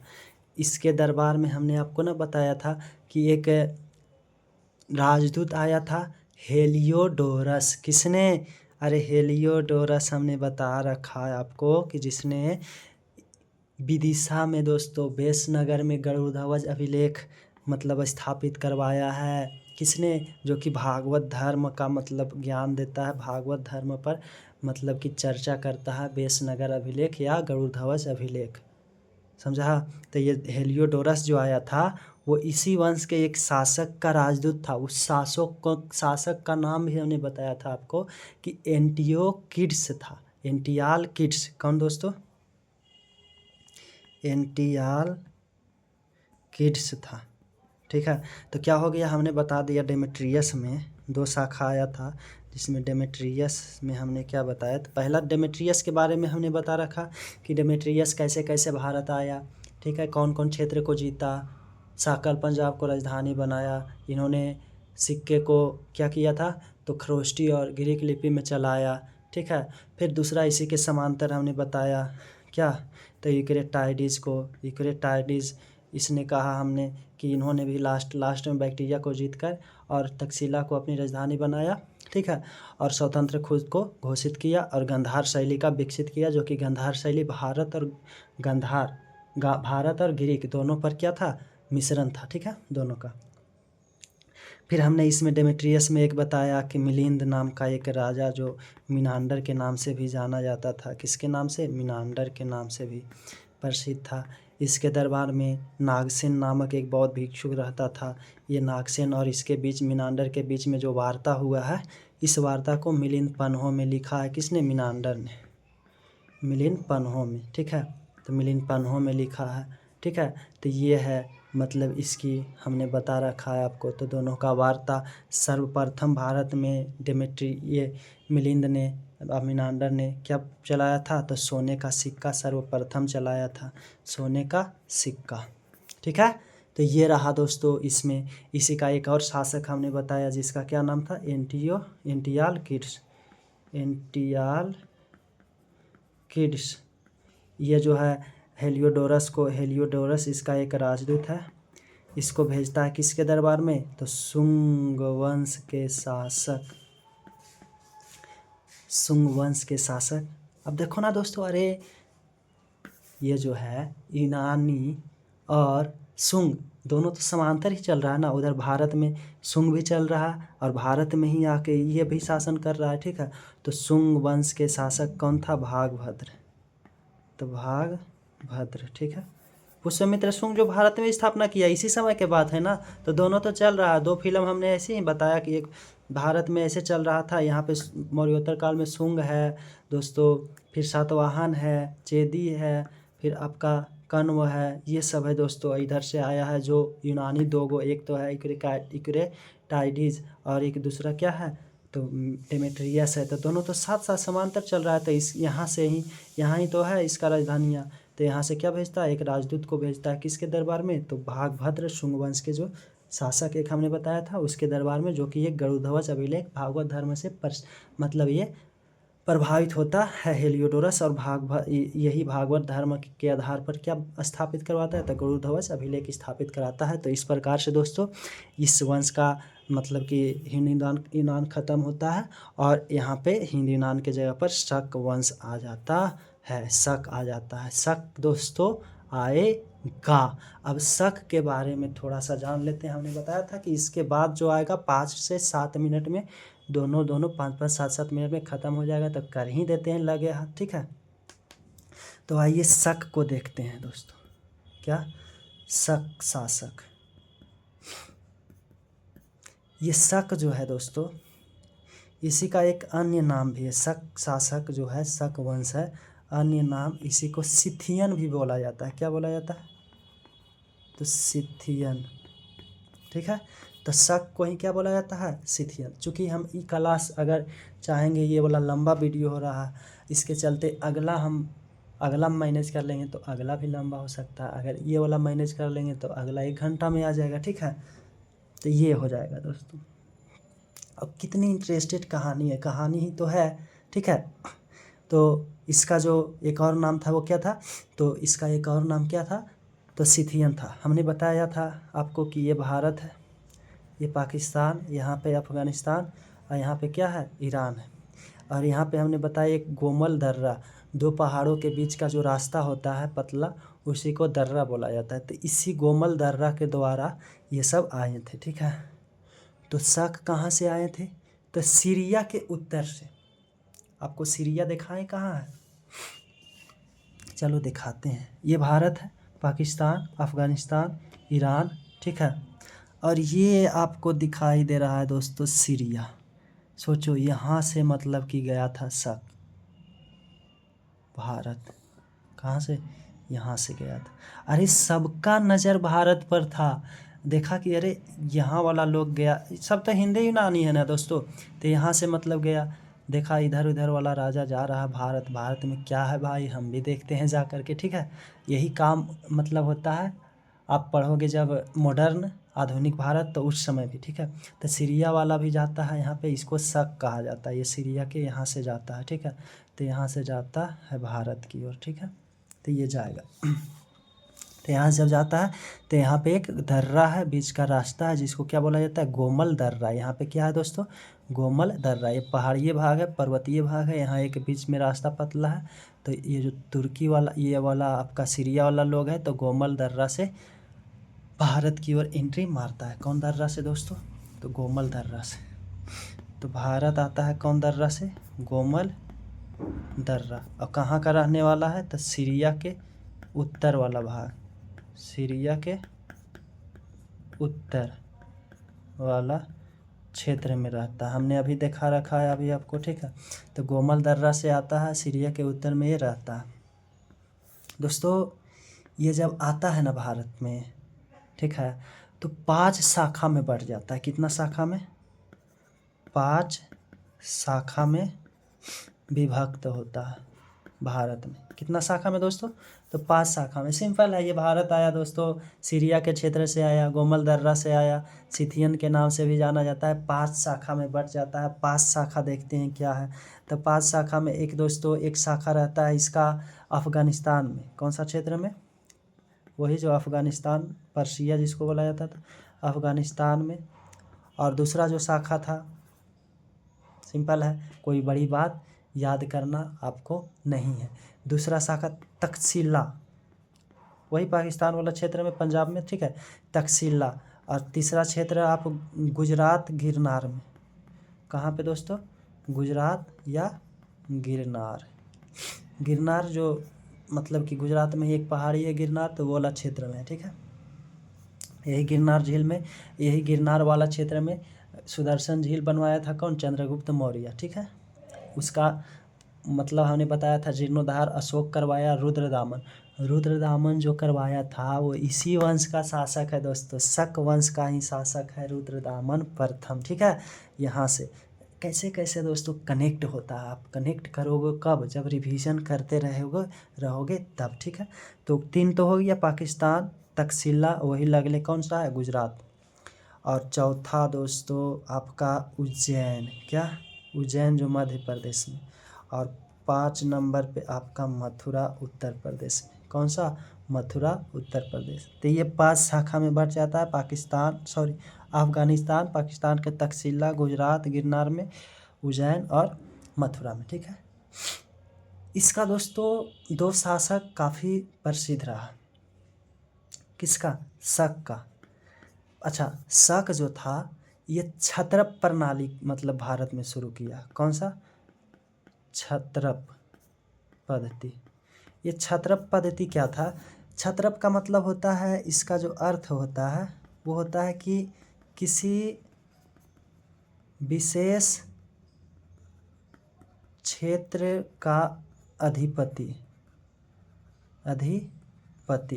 मतलब उसका अधिकारी, मतलब कोई विशेष क्षेत्र जो है उसके अंडर में है तो उसी को क्षत्रप कहा जाता है।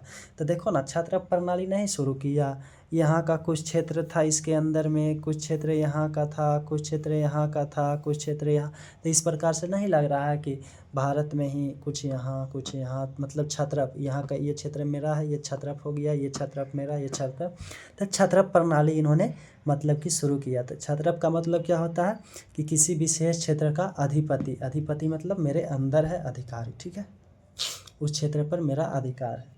और महाक्षत्रप मतलब होता है सबसे बड़ा शासक। महाक्षत्रप बड़ा शासक, और क्षेत्र अगर है तो क्षत्रप, ठीक है। अब इसमें 2 शासक हुआ, हमने बताया शक में हमने बताया क्या कि इसी को सिथियन भी बोला जाता है, सिथियन, ठीक है। इसने कहाँ से आया था? तो सीरिया के उत्तर से आया था, ठीक है। और इसकी जो एंट्री हुआ भारत में वो गोमल दर्रा से हुआ। कहाँ से? गोमल दर्रा से हुआ। गोमल दर्रा से 5 शाखा में बट गया दोस्तों। कितना शाखा में? 5 शाखा में। अफगानिस्तान है, तकसीला है, गुजरात गिरनार है, उज्जैन है और क्या है? मथुरा है, ठीक है। ये 5 शाखा में बटा। फिर हमने कहा क्षत्रप प्रणाली इन्होंने चलाया। क्षत्रप मतलब किसी विशेष क्षेत्र का अधिपति, तब न 5 क्षेत्र में बटा था। फिर ये नहीं कि एक ही क्षेत्र को विस्तार करें, नहीं, जहाँ पे मौका मिल रहा है छोटा भाग ये। जैसे आपने पैसा हुआ आपके पास, जब होगा कुछ पटना में ज़मीन खरीद लो, कुछ दिल्ली में खरीद लो, उतनी तो नहीं होगा ठीक है ना, कुछ गया में, कुछ नवादा में, ऐसे। दिल्ली में जगह ही कहाँ जो खरीदोगे, पैसा है तो कुछ भी मुमकिन है, खरीदा हुआ जगह भी खरीद सकते हो, ठीक है। तो आप समझो, और पैसा किसके साथ आएगा? आपके पैसेंस के साथ पैसा आता है, ठीक है। पैसेंस के साथ काम करनी होगी दोस्तों। तो आओ आगे देखते हैं कि क्षत्रप हो गया। फिर हमने कहा 2 शासक प्रमुख इसका होता है। 2 शासक जो होता है मतलब प्रसिद्ध होता है। एक तो आपका नहपान है। कौन है? एक का नाम क्या? नहपान। और दूसरा का नाम है रुद्रदामन प्रथम, क्या? या रुद्रदामन भी बोल सकते हो या रुद्रदामन प्रथम। नहपान दोस्तों, इसका सातवाहनों से संघर्ष हुआ। जब हम सातवाहन कल पढ़ा रहे थे तो उसमें हमने बताया, सातवाहन वंश जब पढ़ा रहे थे उसने बताया कि सातवाहन से संघर्ष हुआ, जिसमें सातवाहन के किससे? गौतमी पुत्र सतकर्णी से इसका संघर्ष होता है। और गौतमी पुत्र सतकर्णी इसको पराजित कर देता है। क्या कर देता है? तो इससे पराजित हो गया गौतमी पुत्र सतकर्णी से। ये कौन? नहपान, ठीक है। तो ये पराजित हो गया। नहपान के सिक्के कुछ मिला है। नहपान का क्या मिला है? तो सिक्के मिला है, इसके द्वारा चलाए गए सिक्के जिस पर इसको राजा शब्द से संबोधित किया गया है। नाफान को किस शब्द से संबोधित किया गया है इसके सिक्के पर? तो राजा शब्द से संबोधित किया गया है। ठीक है, तो राजा शब्द से किसको संबोधित किया गया है? तो नाफान को। नाफान का सिक्का नासिक से मिला है, ये याद रखो ना रखो कोई दिक्कत नहीं है, बस इतना आप देखना कि नाफान के सिक्का पर इसको राजा शब्द से संबोधित किया गया है। संबोधित मतलब इसको दर्शाया गया है। और सातवाहन वंश के से संघर्ष हुआ, सातवाहन से, अब इसी के समय में सातवाहन चल रहा था भारत में इधर। ठीक है, तो सातवाहन से संघर्ष हुआ। गौतमीपुत्र सतकर्णी जो कि काफ़ी मतलब शक्तिशाली शासक था, एक ब्राह्मण के नाम से इन्होंने एक उपाधि लिया था। ठीक है, तो इन्होंने पराजित कर देता है इसको। ठीक है, फिर इधर है रुद्रदामन। कौन दोस्तों? रुद्रदामन। रुद्रदामन गुजरात वाला क्षेत्र में शासक रहता है। ठीक है, गुजरात गिरनार वाला क्षेत्र में, ठीक है, शासक रहता है। तो ये दोस्तों क्या करता है कि जो सुदर्शन झील किसने बनाया था? सॉरी, तो सुदर्शन झील जो चंद्रगुप्त मौर्य ने बनवाया था, तो उसका जीर्णोद्धार कराता है। क्या कराता है? जीर्णोद्धार कराता है, बिना रोजगारी के, बगैर क्या उसको क्या बोला जाता है दोस्तों? क्या हम बोल रहे हैं उसको, बगैर उसको क्या बोला जाता है कि मतलब पैसा दे करके कराता है, ये आप समझो। ठीक है, बिना बेगार के, हाँ, बिना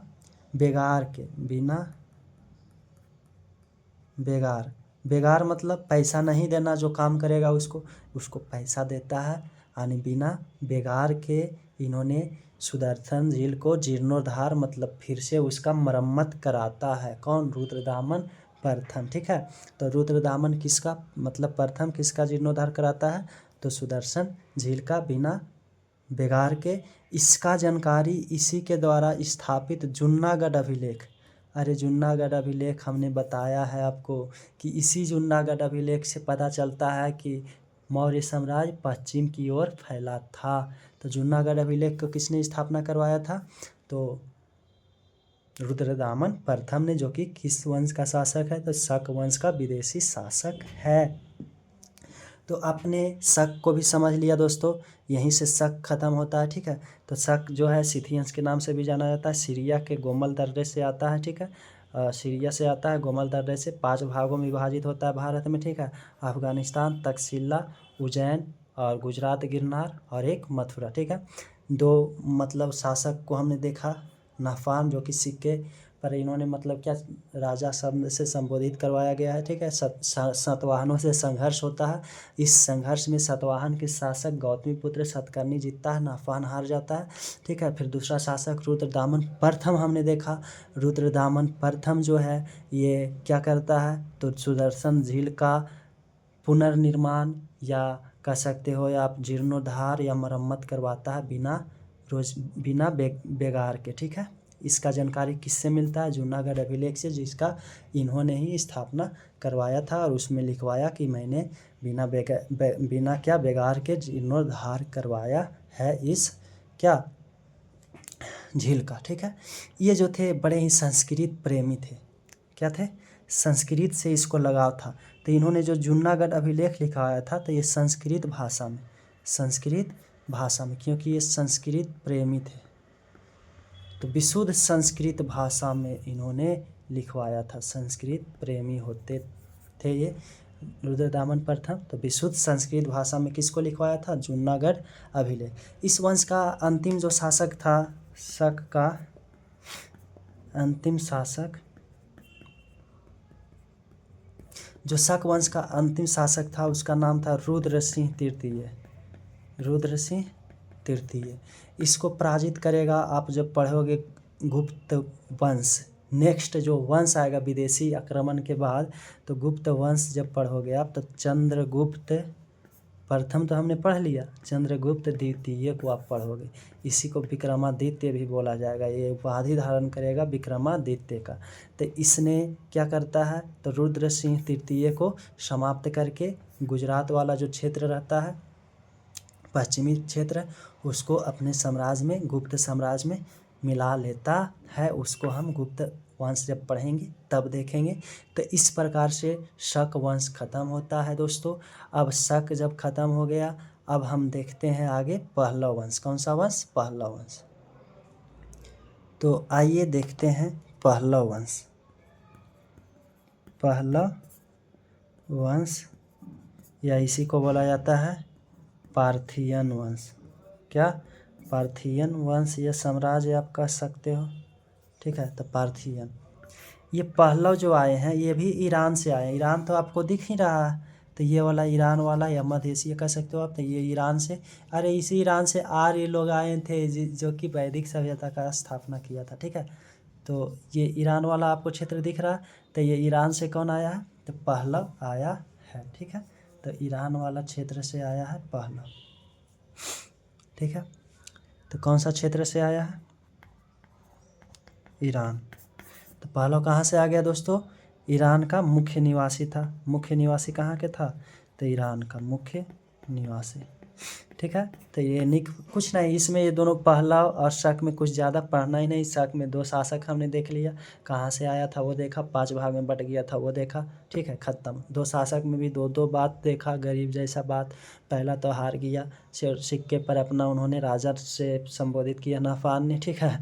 फिर हमने देखा साहित्य प्रेमी जो कि जिसका नाम रुद्रदामन प्रथम था, उन्होंने क्या किया था, तो उन्होंने जीर्णोद्धार कराया था किसको? सुदर्शन झील को, और जूनागढ़ अभिलेख को विशुद्ध संस्कृत भाषा में लिखवाया था, ठीक है। अब हम देख रहे हैं पहलव वंश जो कि ईरान के मुख्य निवासी थे। ये जो पहलव थे, ये शकों के, जब शक ने आया तो शक के बाद, ठीक है, शक के बाद कौन आता है भारत में? पहलव आता है। कहाँ से? ईरान से। शक कहाँ से आया था? तो शक ये वाला क्षेत्र से आया था दोस्त। शक देखो यहाँ से आया था, सीरिया से। तो जब इधर से जा रहा था तो ये भी यहाँ से भी कुछ लोग गया, ठीक है। तो ये यहाँ से भी कुछ गया, जिसको पहलव वंश कहा गया, ठीक है। या सिथियंस भी, पार्थियंस भी कहा गया, ठीक है। तो ये है शक शासक दोस्तों। तो शक आ रहा है, सब विदेशी आक्रमण हम देख रहे हैं ना। तो शक आया और इन्होंने अपनी राजधानी,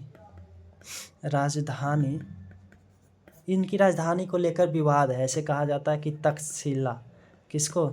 इन्होंने भी अपनी राजधानी किसको बनाया? तक्षशिला को बनाया। लेकिन विवाद है इतिहासकारों में इसको लेकर कि इन्होंने तक्षशिला को बनाया था या न बनाया था। कोई कहता है बनाया था, कोई कहता है नहीं, उसको नहीं बनाया। किसको बनाया इसका भी कोई जानकारी वैसा नहीं मिलता। इसका जो वास्तविक संस्थापक था, वास्तविक संस्थापक किसका? तो शक, पहलव का। तो पहलव का जो वास्तविक संस्थापक था उसका नाम था मिथ्रेडेटस। क्या नाम था? मिथ्रेडेटस। मिथ्रेडेटस इसका नाम था दोस्तों।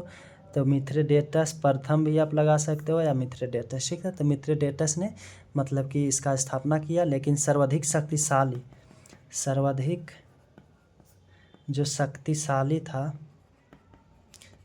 शक्तिशाली शासक कौन था? गोंडोफर्निस।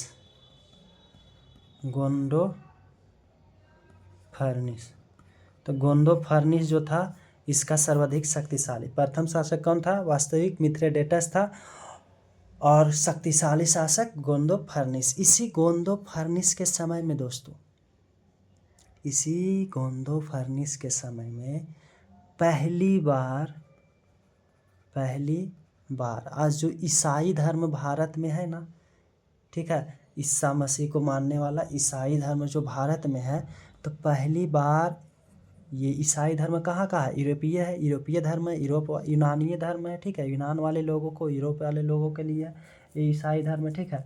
तो पहली बार यूरोप से या यूनान से दोस्तों, कहाँ से? यूनान से। यूरोप में तो पूरा आ जाएगा, ठीक है। पहली बार यूनान से दोस्तों, इसी के समय में पहली बार, किसके समय में? गोंडोफर्निस के समय में पहली बार यूनान से ईसाई धर्म प्रचारक आए। कौन आए? ईसाई धर्म प्रचारक। आप ऐसे नोट कर लेना कि गोंदो फर्निस के समय, गोंदो फर्निस जो कि सबसे अधिक शक्तिशाली था किसका? पहला वंश का शासक। तो इसी के समय में यूनान से पहली बार भारत में ईसाई धर्म प्रचारक आए, सेंट टॉमी। कौन आए थे? Saint Thomas. कौन? सेंट थॉमस आए थे। कहाँ से? यूरोप से। कहाँ से दोस्तों? तो यूरोप या यूनान से। ठीक है, तो हमने क्या देखा दोस्तों? हमने देखा पहलव में क्या देखा कि इसी को पार्थियंस भी बोला जाता है। क्या बोला जाता है? पार्थियन भी बोला जाता है। ठीक है, ये कहाँ से आया था? ईरान से आया था। ठीक है, ईरान से आया, ये शक के बाद आया। ठीक है, राजधानी के लेकर विवाद है जो कि तक्षशिला को माना जाता है। ठीक है, और इन्होंने क्या, इसका वास्तविक जो संस्थापक था दोस्तों, वास्तविक संस्थापक, ये तो काफ़ी आसान है। ठीक है, संस्थापक कौन है? तो मिथ्रेडेटस। और कुछ इसमें कहाँ पढ़ना? मिथ्रेडेटस है। ठीक है, मिथ्रेडेटस है। और जो इसका सर्वाधिक शक्तिशाली शासक था वो कौन था? तो गोंडो या गोंदो, जो भी आप बोल सकते हैं, गोंडो फर्निस। ठीक है, गोंडो फर्निस। इसी के समय में ईसाई धर्म प्रचारक भारत में पहली बार आया था। कौन? Saint Thomas. कहाँ से आया था दोस्तों? तो यूरोप से आया था। कहाँ से आया था? यूरोप से आया था। तो ये हमने दोस्तों निर्विवाद हम कह सकते हैं कि ये तीनों वंश जो कि 3 गो विदेशी मतलब कि क्या है, राजवंश है, उसको हमने देख लिया। अब इसका अंत कुषाण के द्वारा हो जाता है। किसके द्वारा हो जाता है दोस्तों? तो कुषाण वंश के द्वारा। अब अगला क्लास में हम पढ़ेंगे कुषाण वंश जो कि चीन से आता है। कहाँ से आता है? तो चाइना से आता है। ठीक है, तो हमने विदेशी आक्रमण को आज क्या किया, एक उचित विस्तार देते हुए विदेशी शासक, 3 शासक को हमने पढ़ा। अब एक और विदेशी शासक है दोस्तों। 3 गो हमने किसको देखा? तो पहला तो हिंद यूनानी देखा हमने। क्या देखा? हिंद यूनानी हमने देखा। ठीक है, हिंद यूनानी दोस्तों, इसी ने पहला बार सोने का सिक्का चलाया था। जो कि किसने चलाया था? तो सोने का सिक्का सबसे पहला हिंद यूनानी का, जिसका नाम था मिनांडर। कौन दोस्तों? मिनांडर भारत में चलाया था। ठीक है, बड़े ही विस्तार से इसको देखा कि कैसे कैसे मतलब आया भारत में ये। ठीक है, भारत में कैसे कैसे आता है, इसको हमने देखा। अब हम और क्या इसमें बता सकते हैं? अब कुछ नहीं हम बताएंगे। अब आपको दोबारा देखना है तो देख लेना। ठीक है, अब हम भी हरासमेंट हो गया, थक गए हैं। ठीक है, काफ़ी लंबा समय हो गया है। तो फिर इसके बाद हिंद यूनानी के बाद हमने क्या देखा? तो हमने शक शासक को देखा। इसके बाद हमने क्या देखा? तो हमने पहलव को देखा। ठीक है, ये दोनों को, ये शक में तो कुछ देखा ही नहीं कि शक में हमने क्या कुछ वैसा तो नहीं देखा दोस्तों। बस हमने ये देखा कि शक जो था 5 भागों में बट गया था। सीरिया वाला क्षेत्र से आया था। ठीक है, गोमल दर्रा से आया था, 5 भागों में बट गया। 2 गो शासक इसमें देखा, नहपान को हमने देखा और रुद्र, किसको? तो नहपान को देखा और रुद्रदामन को देखा। नहपान गौतमीपुत्र सतकर्णी से पराजित हो जाता है। रुद्रदामन साहित्य प्रेमी था, इसलिए इन्होंने विशुद्ध संस्कृति भाषा में क्या लिखा हुआ था? तो जूनागढ़ अभिलेख, जिसमें इन्होंने बताया था बिना बेगार के हमने क्या बनवाया था? पुनर्निर्माण करवाया। किसका? जो इसका सुदर्शन झील का। ठीक है, पहलव वंश में हमने देखा कि पहलव जो था मुख्य निवास ईरान का था। शकों के बाद ये आता है, तक्षशिला के लेकर विवाद रहता है। ठीक है, मिथ्रेडेटस प्रथम इसका वास्तविक संस्थापक था। सर्वाधिक शक्तिशाली गोंडो फर्निस था। गोंडो फर्निस के समय में ही भारत में पहली बार जो होता है ईसाई धर्म प्रचारक आता है, जो कि यूरोप से आता है, वो सेंट थॉमस। कौन? सेंट थॉमस दोस्तों। ठीक है, थैंक यू दोस्तों। इसमें हमने हिंद यूनानी को एक बार और अगर हम बताएं तो आप देखो, ये पाकिस्तान है, अफ़गानिस्तान है, ये ईरान है। ये इसी को बैक्टीरिया कहा जाता था। बैक्टीरिया में कौन था दोस्तों? तो बैक्टीरिया में हमने बताया कि उस समय जब सेल्यूकस निकेटर द्वितीय, सेल्यूकस निकेटर तृतीय आता है दोस्तों। ठीक है, तो सेल्यूकस निकेटर तृतीय के समय से ही क्या होता है? तो वहाँ पे ये स्वतंत्र खुद को करता है। फिर उस प्रकार से यूथिडेमस जो होता है सेनापति उसका होता है, उसको मारता है, फिर से उसका पुत्र जो होता है डेमेट्रियस को भेजता है, वो उसको वैवाहिक संबंध बन जाता है। डेमेट्रियस फिर वहाँ से जब चतुर्थ आता है सेल्यूकस चतुर्थ, वो खदेड़ता है, ठीक है। तो ये आता है भारत में विस्तार करता है, और जो खदेड़ते हुए आता है वो भी भारत में रह जाता है और केंद्रीय सत्ता से खुद को क्या कर लेता है, विमुक्त कर लेता है, ठीक है। और इस प्रकार से भारत से शासन करता है, और 2 यूनान का शाखा आता है, ठीक है। फिर बाद में शक और पहलव ये सब आता है। फिर अगला क्लास में हमने कहा कि पहलव वंश का मतलब अंत कर देगा कौन, तो कुषाण, और कुषाण को अगला क्लास में देखकर विदेशी आक्रमण खत्म होगा। इस प्रकार से अगर समझ में आया तो बहुत बढ़िया, नहीं आया फिर भी बढ़िया है, आप दोबारा देखो, समझ में आ ही जाना, ठीक है। तो थैंक यू दोस्तों, धन्यवाद, bye bye, love you, take care.